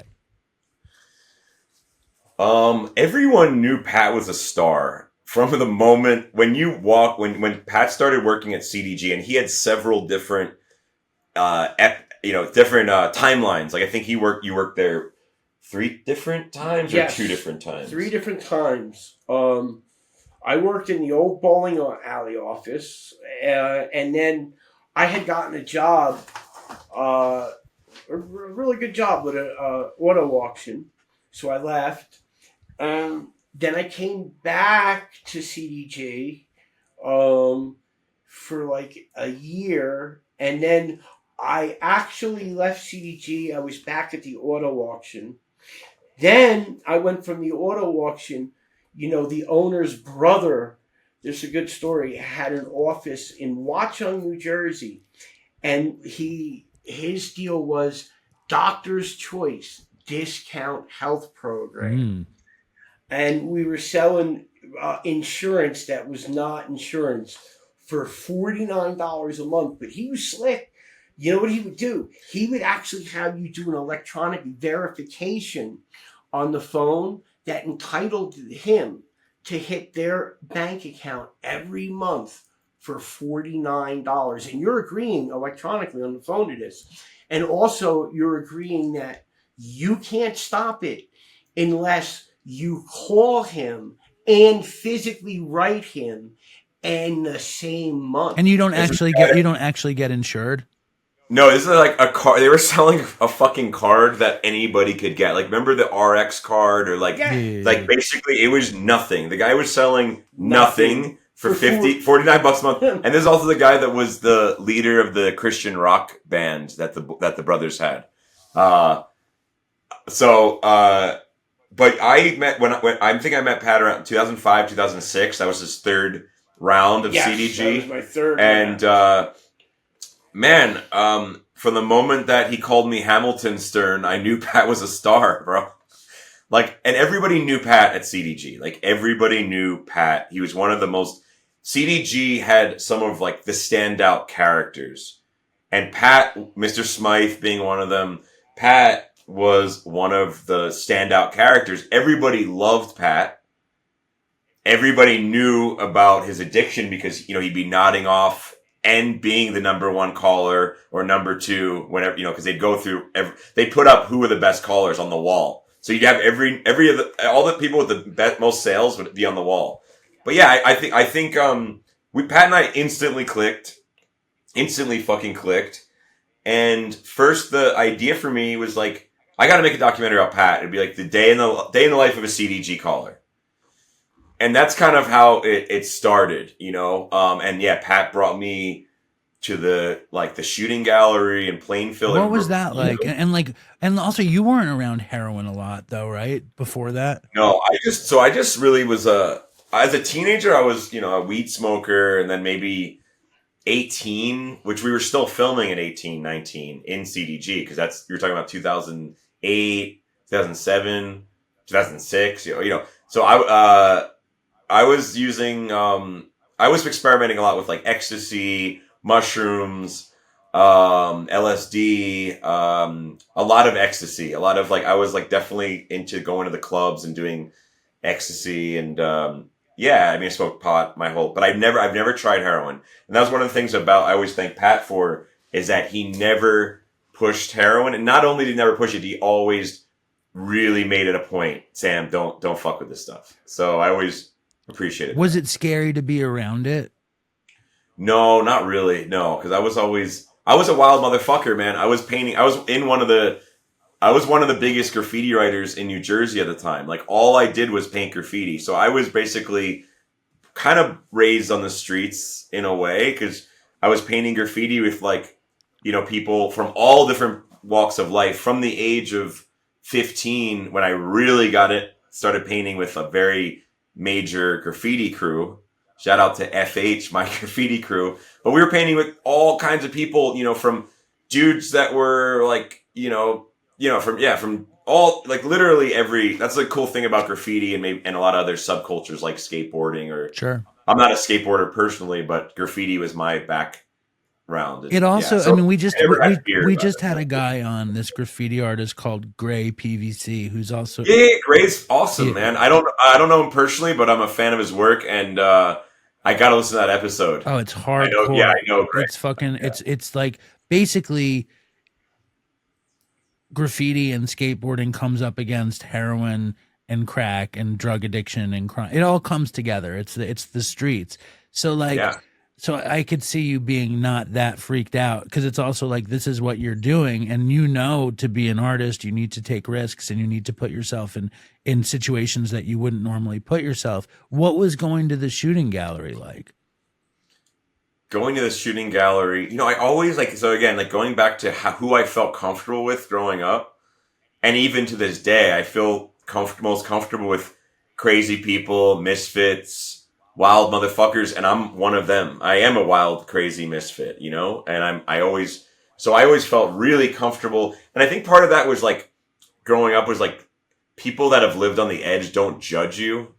And I felt very much like, I was in high school. I was never the popular kid. I mean, I dropped out of high school in 9th grade, So I think, going on any Pat adventure. So Pat's like, let's go to the fucking shooting gallery in Plainfield. I'm like, cool, let's go. And the people that he'd introduced me to, like the two people that ran the shooting gallery, were really fucking nice. Like, they were just nice, sweet people. Old junkies tend to be like sweethearts and very like warm and communicative. Yeah, and weren't they Jewish too? Yeah, they were Jewish. Yeah. From New York, and they were just like, I felt really comfortable with them. But it was we have some of that old footage. It didn't make the cut, I don't think. But man, I found it all very interesting. I thought it was all very interesting, and I always thought about it just like documenting reality. Like, I wanted to document reality, and whether that's the beauty, whether that's the darkness, whether that's the passion of us making this film. But I thought there was a dark beauty, a beautiful darkness to being with Pat, his wife Sue, at the shooting gallery with two heroin addicts. One, I think, was a prostitute. That's how she made her money. And on New Year's Eve, 2006 or something like that, we were literally there on New Year's Eve, and we all were outsiders, man. I was. That's another thing. I was, at that point, I felt like I had no future, man. I wasn't in a good place. So I was making this documentary, but I was working at CDG, and I didn't think of myself as I had undiagnosed mental health issues, and I was just like working a loser job. I think a lot of my friends were either in university or planning to go, and I'm just like, what's my future? I didn't have one. I think because of that, I just felt really comfortable and maybe accepted by this subculture that.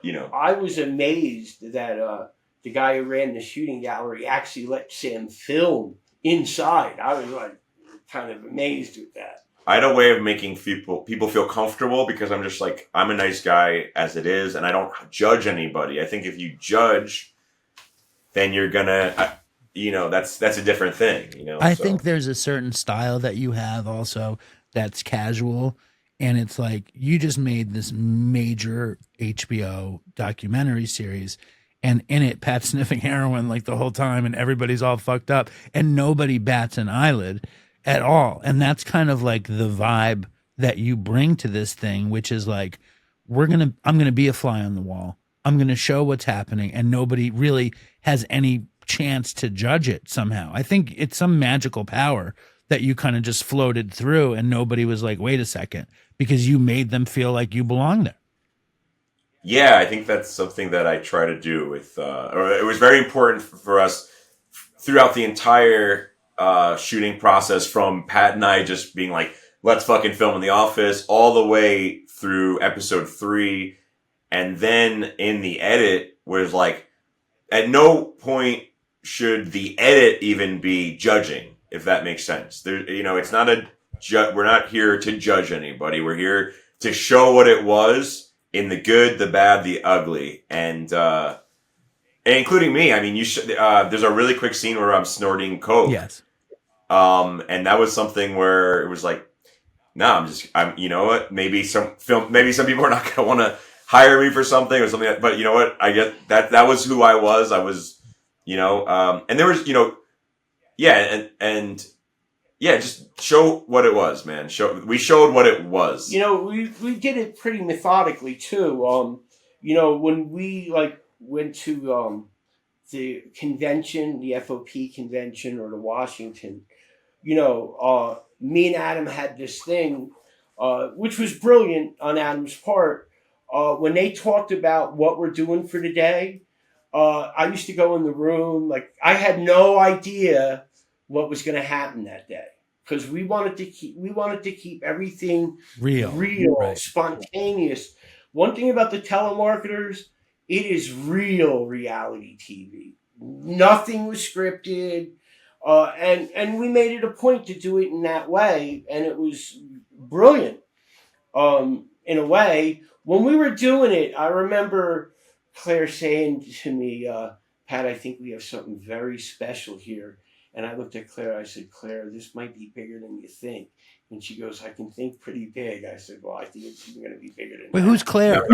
Claire Reed she was the lead producer on Telemarketers, and she always really believed in the project. She's amazing. She worked on the Val. She was one of the producers on the Val, the cult documentary, and she was just amazing. I mean, shout out to Claire. Like, we couldn't have done anything without her. It's so wild to see how much goes into making one of these documentaries and how many talented people come together to make it happen, Totally. When you're putting it together, like, I guess you get the gist. At first you're like, I'm going to shoot this place that I work in. That's crazy. Then Pat's a star. I want to shoot a day in the life of Pat. And then you get a little addiction, but you also get a little bit of the actual what CDG does. And then you kind of find out the dark secret, like that basically innocent people are getting taken advantage of in the name of charity and in the name of police officers. So it's very loaded. And it's like, holy shit, this is very juicy. And then it kind of stops. And then, like, what were you doing in the middle there? Like, what happened? But like, because it one of the other cool things about the Telemarketers really is that it spans a really nice portion of time. Oh yeah. So what was I doing personally in my personal life? So yeah, man, it's actually interesting. So basically, I ended up picking up some community college credits, and then my ex-girlfriend.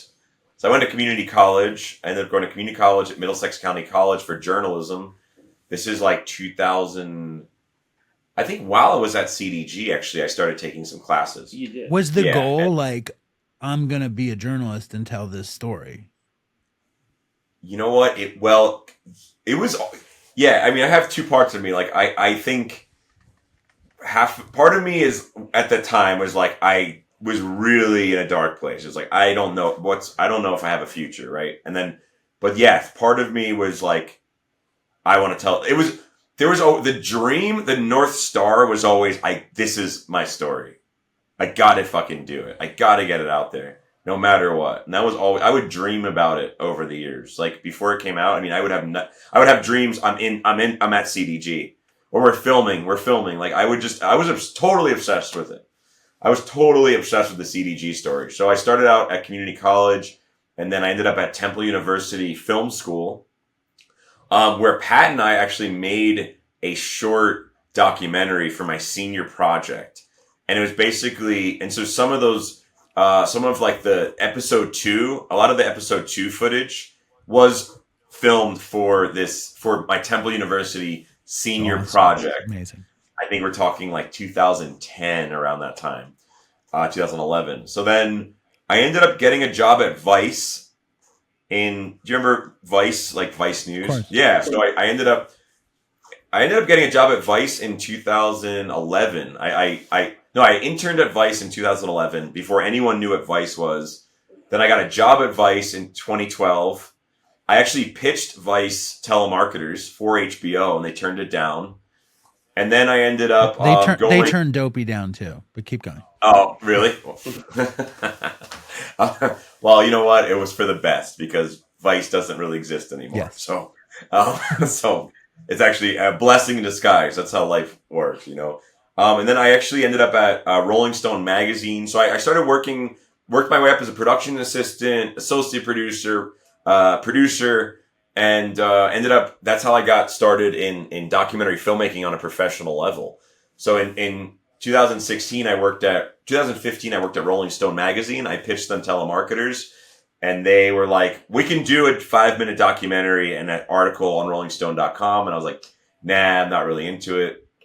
But I kept, basically, over those years, I was freelancing as a director, producer, but also taking gigs. So like there's like whatever the fuck came my way. So it went from directing a series for Forbes, which was called Forbes Rap Mentors, to shooting foot fetish videos, which we mentioned in episode 3, which is a whole story in its own right. But yeah, man, that takes me all the way to... What he's not telling you is he worked at a porn store.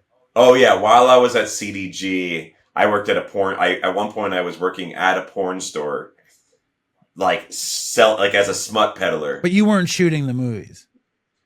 No, I was not shooting the movies. No, Okay. no, I wasn't shooting the movies. You were just peddling the smut. I was peddling the smut. So yeah, man. And then, but I had a pretty successful career in, kind of like making, documentaries for the web, but for major media companies and brands, and then also doing random gigs. And then I was able to pitch Telemarketers to Adam Ballo, who's actually my cousin-in-law. How does that happen? Like in the show, your mom's like, "Oh, your cousin makes movies," and you're like, "I don't even have a cousin." That's exactly how it actually happened. It's exactly how it happened. I moved to LA in 2016 with an ex-girlfriend. 2017, my ex-girlfriend and I broke up. I ended up backpacking from Los Angeles to Chile over 6 months. Come back to LA, and my mom was like worried about me, and I'm just by myself in LA, and she's like, your cousin's a filmmaker, and I'm like, wait, what are you talking about? And so it turned out that Adam's my cousin-in-law, and Joey, shout out to Joey and Adam, Adam's wife, I knew when I was a kid, but we had kind of lost touch. She was one of these cousins that you knew. Oh, I knew cousin Joey, yeah. So cousin Joey, her husband is Adam Ballo, and I didn't know this, but Adam had actually directed one of my favorite graffiti movies from when I was a kid. Which movie? It's called Bomb the System. It's like, in my opinion, the best scripted graffiti film ever made. And he also did a bunch of like hip hop videos, right? Like he did Zoom and all sorts of like. We have a really stuff. similar background, right. and we had both done stuff at Vice separately.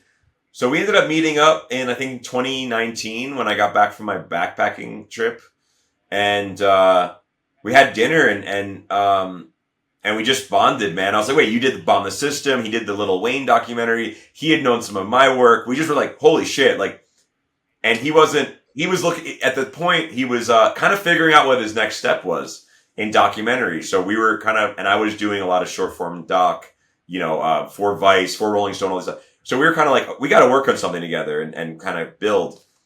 I think it was a few months later that he hits me up, and he had started working with Rough House to build their documentary department, the Danny McBride's production company. Right before COVID, he called me into the office. It was like, hey man, like, all these Vice people, I'd love for you to direct some stuff. And I asked him if they were looking for any pitches, and he's like, yeah. And I elevator pitched him Telemarketers. And he's like, that sounds fucking awesome. When you pitched it to him, did you have the title? No, well, we've been calling it Telemarketers for years, but we didn't, it was just like a working title. Like that was what we called it. And yeah. And then how, cause when I watched. Scam was considered, wasn't it? The scam, yeah. I think the scam? Yeah. The scam was the scam. There was a whole bunch of wild. When I watched it, it's like for you and Adam and Pat, like when you're putting it all together, is it like the story is the scam, or is the story the friendship, or is the story Pat? And how important was addiction? Like when you're mapping the whole thing out, like what did you come up with? You know what? We were fucking fortunate, man. We were really, really fortunate because what you see in Telemarketers was always the vision all along, like from forever. Absolutely. It was the vision and that balance that you see. Now the fact that when Adam saw it, he got it right away. Right away. Like, wow, what a fucking blessing. Like, he got it, dude. When he saw just the raw footage I sent, he understood everything.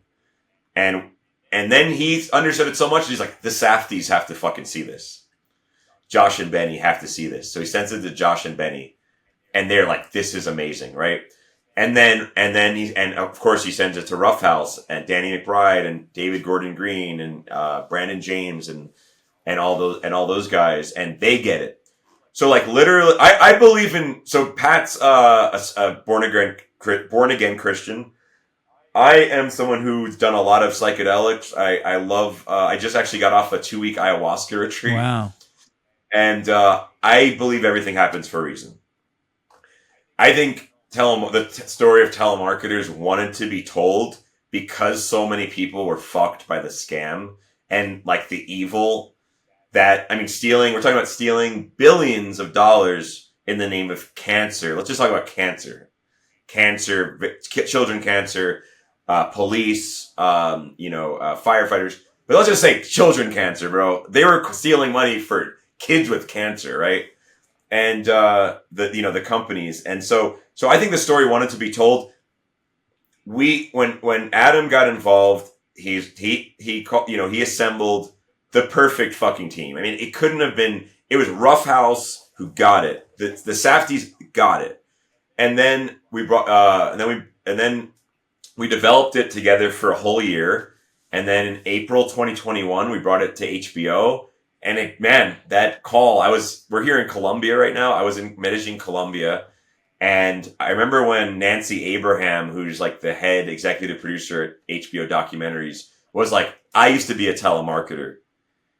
And she also said that not only was she a telemarketer, but the Fraternal Order of Police had actually protested one of her films that was against police brutality or something. And anyway, I was like, oh shit, like Nancy's a telemarketer. Like you could hear. Okay, so we brought in everybody. We were involved on every step of the way in the hiring. So HBO wanted to bring in Claire Reed, and when we met Claire, she got it. She fucking got it, man. You can tell when someone gets it. There was an editor, and then we brought in Chris Pasek, who edited the entire series, lead series editor. Claire Reed was the story producer. There was an editor, and so the team we had was the dream team, and I'm so fucking grateful for that. The dream team, because not everyone's gonna get it. Like, not everyone would get Telemarketers. Like, you get it And we're talking like, with the moment we talked the first time when we spoke on the phone, I could tell like we're like, not to use a corny word like kindred spirit, but like Sure. we're on a similar level, right? Not everybody gets or is going to get it, and the subtleties. There was an editor at one point brought on who cut out the scene where Pat goes, or Sue goes, "How many hot dogs, Pat?" And he goes, "Cook them all up," right? And the guy, he cut the scene. He was like he wasn't the lead editor. He was an editor that was coming to help us. And he also cut the scene where Sabrina talks about what she's looking for in a man. Right. Where she goes, "I'm looking for a man with a big dick." Yeah. And he's got to be into fellatio. And he cut those two scenes, and we fired him, man.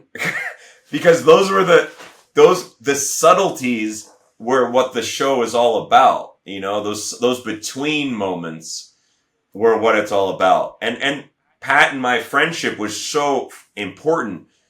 Our friendship, really everything you see was exactly what we wanted it to be. And we're really fortunate because that's not always how it is working in the industry with executives, where they really try to pigeonhole you into a story. But so yeah, the balance, man, like how do you balance the friendship, balance the addiction, the characters? We had so much more footage of characters. Oh my God. And at one point we handed HBO a big fat cut with a lot of characters, and just like in episode 1, just a lot of office footage. And we had to trim a lot of that stuff down because there's that balance of how do you move the investigation forward? Right. The investigation is the thing that makes the thing move, but it's not the thing that gives it life. The thing that gives it life is exactly what you're talking about. And man, there's a couple scenes that really stood out to me, and I put it in the group chat. I sounded like a freak where fucking Pat jumps in the car to sniff a bag of the Bronx, and I feel him getting high. I just feel him. And then fucking Baby I Love Your Way is playing on the car stereo, and I'm like, I just want to feel that heroin with fucking Peter Frampton. And and it's sunny and it's green and it's like you really feel it.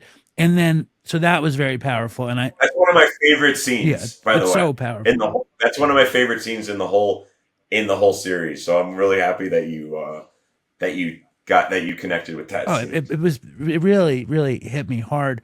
And the scene where you're looking for Pat and you play Changes by Black Sabbath, and it's so emotional and real, and just like you say, I miss Pat, you know, and like that kind of shit goes so far in this series. It's so Pat did move, is what he's telling me and what he's told me over the years, but he didn't call me and tell me. Like that was the thing. He lost my number or something, so he moved to Phillipsburg, right? Correct. But to me, I mean, that's the one kind of like, and you know, I'm not. I haven't been in. I haven't. You know, I've been in. I have other. You know, I've struggled with addiction in my own way, like and other things, but that I've worked on. But I haven't. Heroin was never. Luckily I never used heroin. But we lost a lot of people. A lot of people, man. Between graffiti and you heard Gray's story. There's a lot of graffiti writers that got caught up with heroin. And so I lost a lot of people through graffiti to heroin, and then I lost a lot of people through CDG. So we lost a lot of people. And so when Pat did disappear or you know, moved, you don't know. I always kind of assumed the worst when I wouldn't hear from folks that were like good, dear friends that were struggling, because one of the characters in episode 2, Shem, man, I don't remember. He's the guy who calls the contractor van. He's the guy who calls the contractor van. He's fucking a powerful character in that fucking show. What were you about to say? What were you about to say? You know, I have a story I'll share with you real quick. So there was with Shem, when I was filming with Shem, and he was a good friend of mine, and he actually got addicted to heroin. He was introduced to heroin at CDG. Mm. He was a kid like me. He was about 10 years older probably, and he started at CDG at 14, just like me. Got addicted to heroin, got introduced to heroin at CDG, right? And whenever I would shoot with him, whenever I'd film with Shem, I'd be like, look, dude, do you want to get clean? Like, what can I do to help you? You know, because I cared about him, you know, same with Pat. And Shem one time was like, listen, I owe the clinic like $500 or something. This is the clinic right by French Street. You know what I'm talking about? There's like a clinic, a Dopey clinic on French Street in New Brunswick. Oh, yes, I know. Yeah. Yes. So he's like, I owe them some money, and if I pay them, I can enter the clinic again. I don't know what the fuck. I don't know why he owed them money. Somehow he owed them fucking money. And I'm like, listen, dude, whatever it is, I'll pay half. I don't care how much it is. I'll pay fucking half, dude. Whatever the fuck you owe them. And he was making good money, dude. He was one of the best callers. He was the guy that was going to houses to pick up the fucking money and putting it in his pocket. Like, dude was making cash. Big money. You know, selling. He also had an incredible knack for really sounding like a cop. He sounded more like a cop than anybody in the cops in that show. He had the greatest fucking phone voice ever. And he could do it in Spanish and English, which is amazing. So did they let him call Spanish? He would fucking call. He would just pick off numbers off vans, construction vans, dude. And he would know to speak Spanish. And he would speak. He knows. Yeah. So Shem was like, yeah. He's like, I owe them the clinic money. I want to get sober. I was like, okay, cool, man. Meet me on Friday. I was living in Brooklyn at the time. Meet me on Friday in New Brunswick. Tell me how much it is. I'll pay half. All right. I meet him on Friday in New Brunswick, and he's like, all right, listen, just so you know that I'm not going to fuck you over because I am a drug addict. I want you to put the money in the check cashing place and write it out to the clinic. And I was like, I wasn't going to give him cash anyway, but all right, sure. So we go, and it was $500 that he owed. So it was $250. We made it out to the place. We walk over to the Dopey clinic, as Pat likes to say, and I give them the $250, and Shem turns to me and is like, yeah, I actually don't have the other $250, but I'm going to have it on Monday. So I was like, oh, motherfucker, man. So I paid off like $250 of his debt, and I think it was a couple weeks later he OD'd, man. He died? Yeah, he died. Yeah. That scene in the show where it's towards the end of the show, and he says, one day I'm going to get a hold of that right heroin, and I'm going to put it in a needle, and I'm going to put it in my arm, and I'm going to die. And it's so powerful. And then I guess he did die, is what you're saying. Yeah, he died, man. He died, and it was really heartbreaking for me. Like, I remember crying about it because he said he wanted to get help. We went to the clinic. We paid off half the debt. So it was tough for me, man. But I always really, we talk about fear. You're like, was it scary? I think the only scary part was the fact that Pat might OD. And as a teenager, man, and so I'm really caring about Pat as a brother. That was the scary part, and yeah. Now, yeah, absolutely. The other thing you capture really beautifully, and it's terrifying, is like when somebody who's on methadone or heroin disappears, there's kind of this weird time reset when you get back together. And that happens with people like us. Like you lose track of somebody because you're in some pattern, you're in some rhythm, and then all of a sudden you don't see them. You might not see them. I mean, how many people, Pat, did you use with that you never saw again? Like I would use with people every day for months at a time, and I never saw them again. Like I have no idea what happened to them. Yeah, a lot. Yeah, a lot.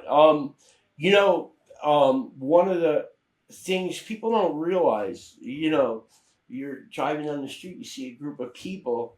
In a lot of towns, that's the dope line.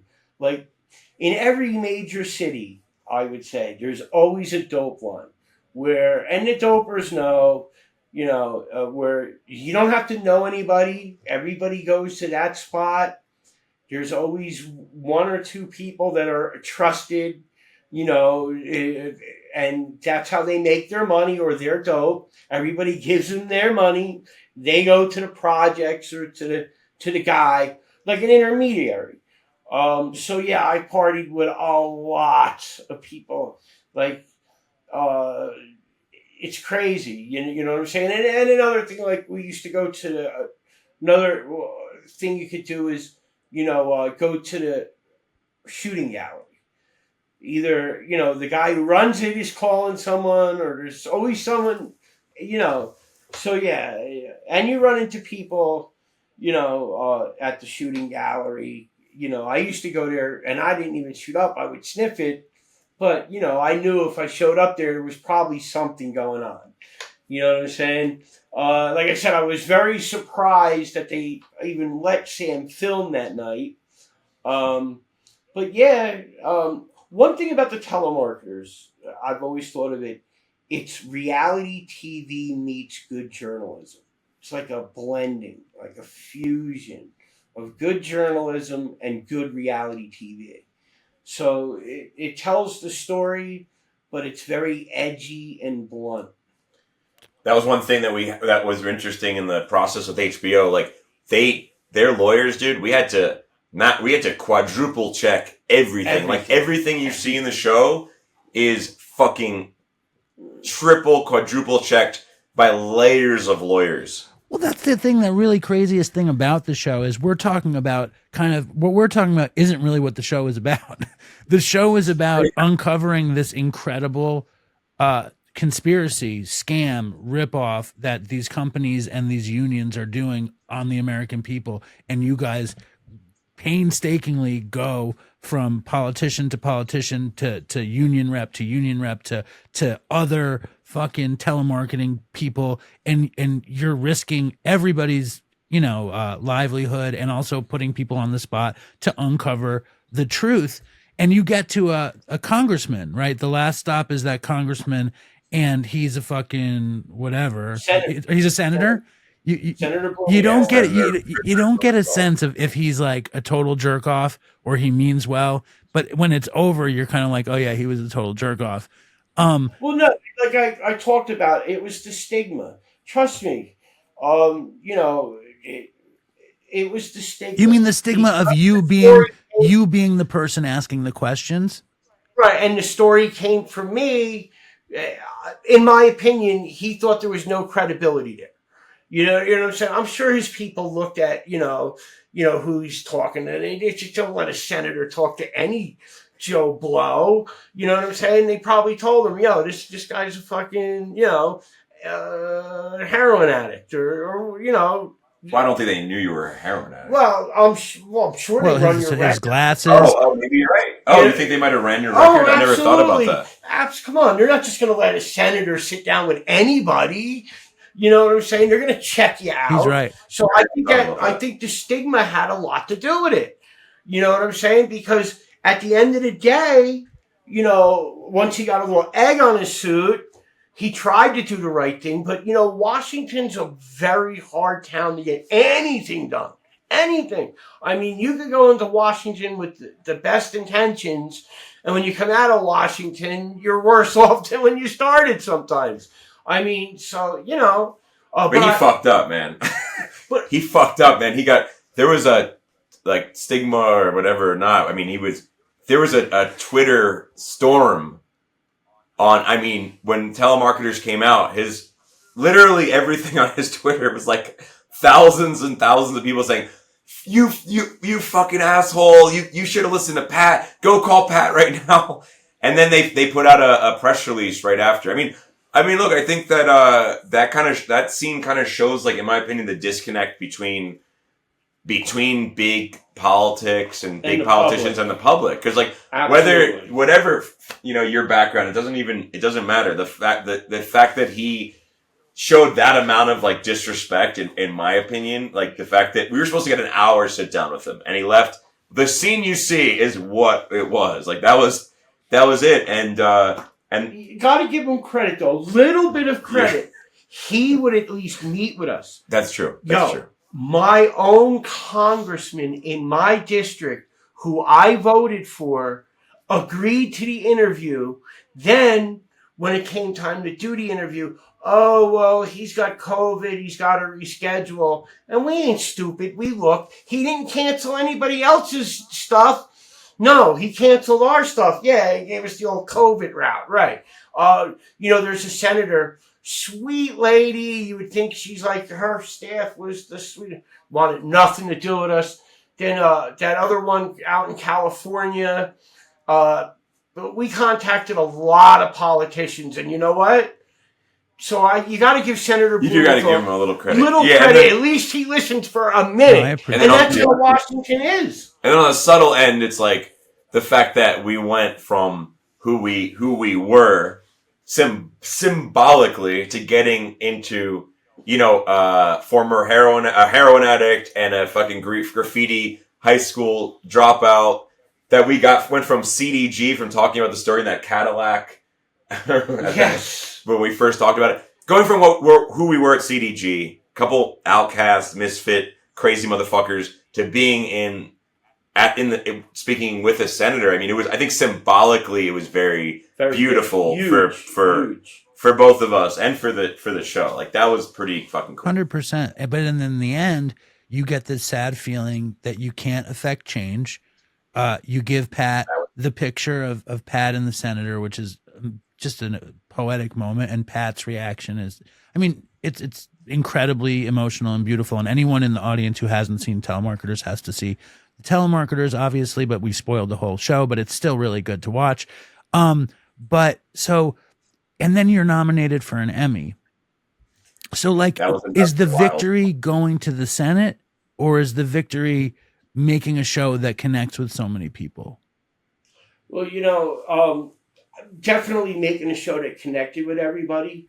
But what a lot of people don't understand, I think, now after the Telemarketers, the industry has just gotten worse. Now, the scam industry is so huge now. They're deploying any technology available, the best of technology, because they're making money. They're in our homes. They're on our computers. They're in our bank. Donald Trump likes to say, secure the border. Well, what about our cyber border? They don't have to come over here anymore to scam us. They can do that from India, some town in India, and they're costing the banking industry millions. There's thousands upon thousands of victims, and it's pretty sad when a guy on YouTube is doing more to protect the public than the politicians. We really need to get a total telecommunication bill overhaul. One big, these scammers are over in India, they're in Russia, and it's just they're just fleecing America. See, I think that's why. That's also why the movie is so amazing, because you're so passionate and you catch you believe in justice, and I think that's really, I think that shows who you are, and I mean, like, I'm like a nihilist. Like, I don't think anything can change. And like, I knew Telemarketers were ripping everybody off. I just want to see you doing heroin, you guys hanging out. I wanted to see the back streets of New Jersey and all that. I think when just this thing for me that makes it more than anything is that where it starts and where you guys are now, and that you could be nominated for an Emmy, and your cockamamie idea, dropping out of high school, he's fucking kicking heroin, getting on methadone. The whole thing is incredible. So I want to thank you guys very much. And I thank you so much time. Is there anything that you'd like to say that you didn't get to say? I would say, first of all, thank you, man. Thank you. This was the first official post Telemarketers interview with Pat and I. So actually, if we haven't done any of these, why? I don't know. I mean, I think, actually we did a couple. No, but that was New York Times. Like, we did a couple articles, but we never did an on-camera interview. This is the first one. Cool. So congratulations, and thank you so much for allowing us to tell our stories. I think it's beautiful that we get to do that. I think there was just a lot of stuff going on when it first came out. It was crazy, dude. It was fucking nuts because we were both getting recognized. Like, I went recognized. Pat more than me in Jersey and Pennsylvania. I mean, people running up to him at McDonald's and at here and there. And I mean, dude, so when it first came out, it was a bit like, I've been working in the film industry for quite some time. So for me, it was the first time that I was on camera. So it was interesting to me, but I think for Pat, I mean, Pat's lived a private life for his entire life. And then it was just all of a sudden, bam, this thing is fucking big. And so, yeah, this was, so I would say, one of the biggest blessings from the whole thing was just a blessing. We're extremely grateful. We're extremely grateful that people connected to it. I wasn't sure if people were going to connect to it. The humor, our story, because I always made like, my dream was always like, make something that your friends are going to like, if that makes sense. And a lot of people, like, I remember like the New Yorker put out some kind of weird article, or there was some, I don't remember if it was the New Yorker, but they just didn't get it. You know what I mean? They're like, why do people like this? And I was like, a lot of people, I was thinking it was going to be 50-50. Like other shit that I like. Half the people get it, half the people aren't going to get it. But the fact that so many people did connect to it, I mean, we had, like I said, thousands of people were reaching out to Pat, just thanking him for being open about his process. Lots of people reached out to me. You inspired me, Pat and you inspired me to become journalists. Kids in high school. I always try to respond to those messages. I think those, it's those, because they mean a lot. If a 17-year-old kid messages you or sends you an email, finds your email, and it's like, hey, you inspired me. I want to go to film school. It's like, dude, go for it. Yeah, the whole thing has been such an incredible experience. Going to the Emmys was a fucking blast. Who won the Emmy? David Beckham. Oh, it's so fucking annoying. Yeah, Pat should have gone on stage like Kanye and taken the fucking award. I know. Well, even with that, it was hilarious because people were messaging me like, we got a lot of comedians really related to the show, like major comedians. And I remember I got one guy reached out and he's like, fuck David Beckham. Like, and I was like, it's just great that like major comedians are messaging me that they're getting like, but that was kind of the beauty of the show too. It was an outsider story. The fact that we got to the Emmys and then David fucking Beckham wins, it's like, we're still outsiders. That's the story. Yeah. That's the story. 100%. The Telemarketers it's fucking major league scumbaggery from soup to nuts. You know what I mean? Because like the biggest part is the biggest scumbags. The little part is so people can't handle that. And then within the scumbaggery is the most important non-scumbaggery thing in the world, which is actual love and friendship. So it's like you get it all. It's amazing. Anything else you wanted to say? Yeah, Pat. No, really. I just, I honestly think, in retrospect, the Telemarketers has changed the game in documentaries. Because up until the Telemarketers, documentaries could get boring. And one thing, Telemarketers was definitely not boring. No. And I do believe it's a dual genre. It's not only journalism, but it's absolutely reality TV. As a matter of fact, like I said, we went out of our way to make sure everything was unscripted, no like fake scenarios or no fake setups. Everything was real. We went. Good story. We almost got the camera girl and me arrested out there at the FOP convention. We're out there filming, and like they're getting on this bus, and I'm approaching people. We want to break the story, so we're asking everybody there outside if they have any comment about the FOP and fundraising scandals, and the hotel lady, they got so mad, the FOP, they went to the owner, like the CEO of the hotel. She was there. She actually came out, said we had to leave, we couldn't film. She fucking was getting ready to throw us out of the hotel. She called the cops on us. And, I got to hand it to the Philadelphia police. They're like, oh no, they're within the rights to film. It's journalism. But yeah.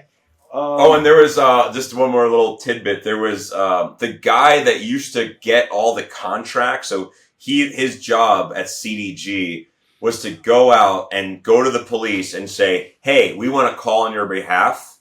And they would sign the contracts with the unions and the police organizations. He was we didn't put in the documentary, I think for legal reasons, but he was at he was fucking there at the police convention that we filmed at. Like he was there out getting contracts, like working the room trying to fucking get contracts. And we were told that, you know, with some booze and some hookers, you can get a police contract. So wild stuff. Did Did you see that? Did you see booze and hookers getting the contract? We did not see booze and hookers, but it was very one.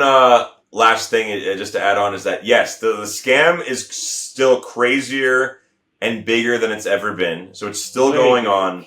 We have a lot of friends that are still on the phones making the calls because we never meant to demonize these are guys that are making, you know, they're making their living, you know, so anyway, there's one guy in particular who sent me a screenshot. Pat and Sam memes are banned from the group chats by the owners of the new company, the new CDG. That's awesome. Yeah, so we're and because people were putting when you have a sale, there was some meme of Pat and I with our hands up, like, yeah, get a sale. And then awesome. The other one was that my buddy messaged me and he's like, he counts how many people say, "Oh, I saw the telemarketers, I'm not going to donate." And so my buddy is a huge fan of the show. All the industry supported us. Besides the owners of these companies, the callers fucking love us and they love the documentary, which was such a fucking blessing. But one funny thing was that one of my buddies, he's like, I just got number 10, the 10th person that brought up the HBO documentary. I'm counting. And when the lady said, "No, I saw the HBO documentary. I'm not gonna donate." He asked her, "Well, what did you think of Pat?" And she's like, "Oh, well, Pat was a great cat. He was a really interesting guy." And oh, really? Oh, that's awesome. I love that. And I mean, like the way we got connected is because, like, you know, Time whatever was interested in doing a documentary about Dopey, and they asked what documentary series I like, and I was like, "Oh, the Telemarketers." You know, that's how this whole that's how the whole thing happened. Like I was like, they were like, "Who would you want to direct it?" And I was like, "Well, who directed the Telemarketers?" And then they contacted Adam, and Adam was like, "I don't want to direct it. I don't think Sam wants to direct it, but we'll produce." So now, like, All Facts is producing our thing, and that's exactly what Pat was saying. I was totally drawn to the style of what you guys do, and I think it's very unlikely that our show actually becomes a thing, but it's a very fun process. You never know; it could happen. We are rooting you on, man. Absolutely. We're rooting you on. And then one other thing. What's next? Is there not going to be the Telemarketers 2 in Medellin, or the Telemarketers 2 on the Vegas Strip, or what the fuck? We actually have something in mind, and we're actually working towards that.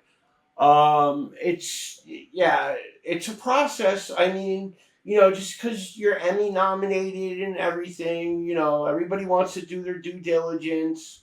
But yeah, we're working on things, and we absolutely intend to follow up the telemarketers. Yeah, we have a couple things in the works, which we can't. It's a little secret right now, but we'll keep you posted on. And stay tuned.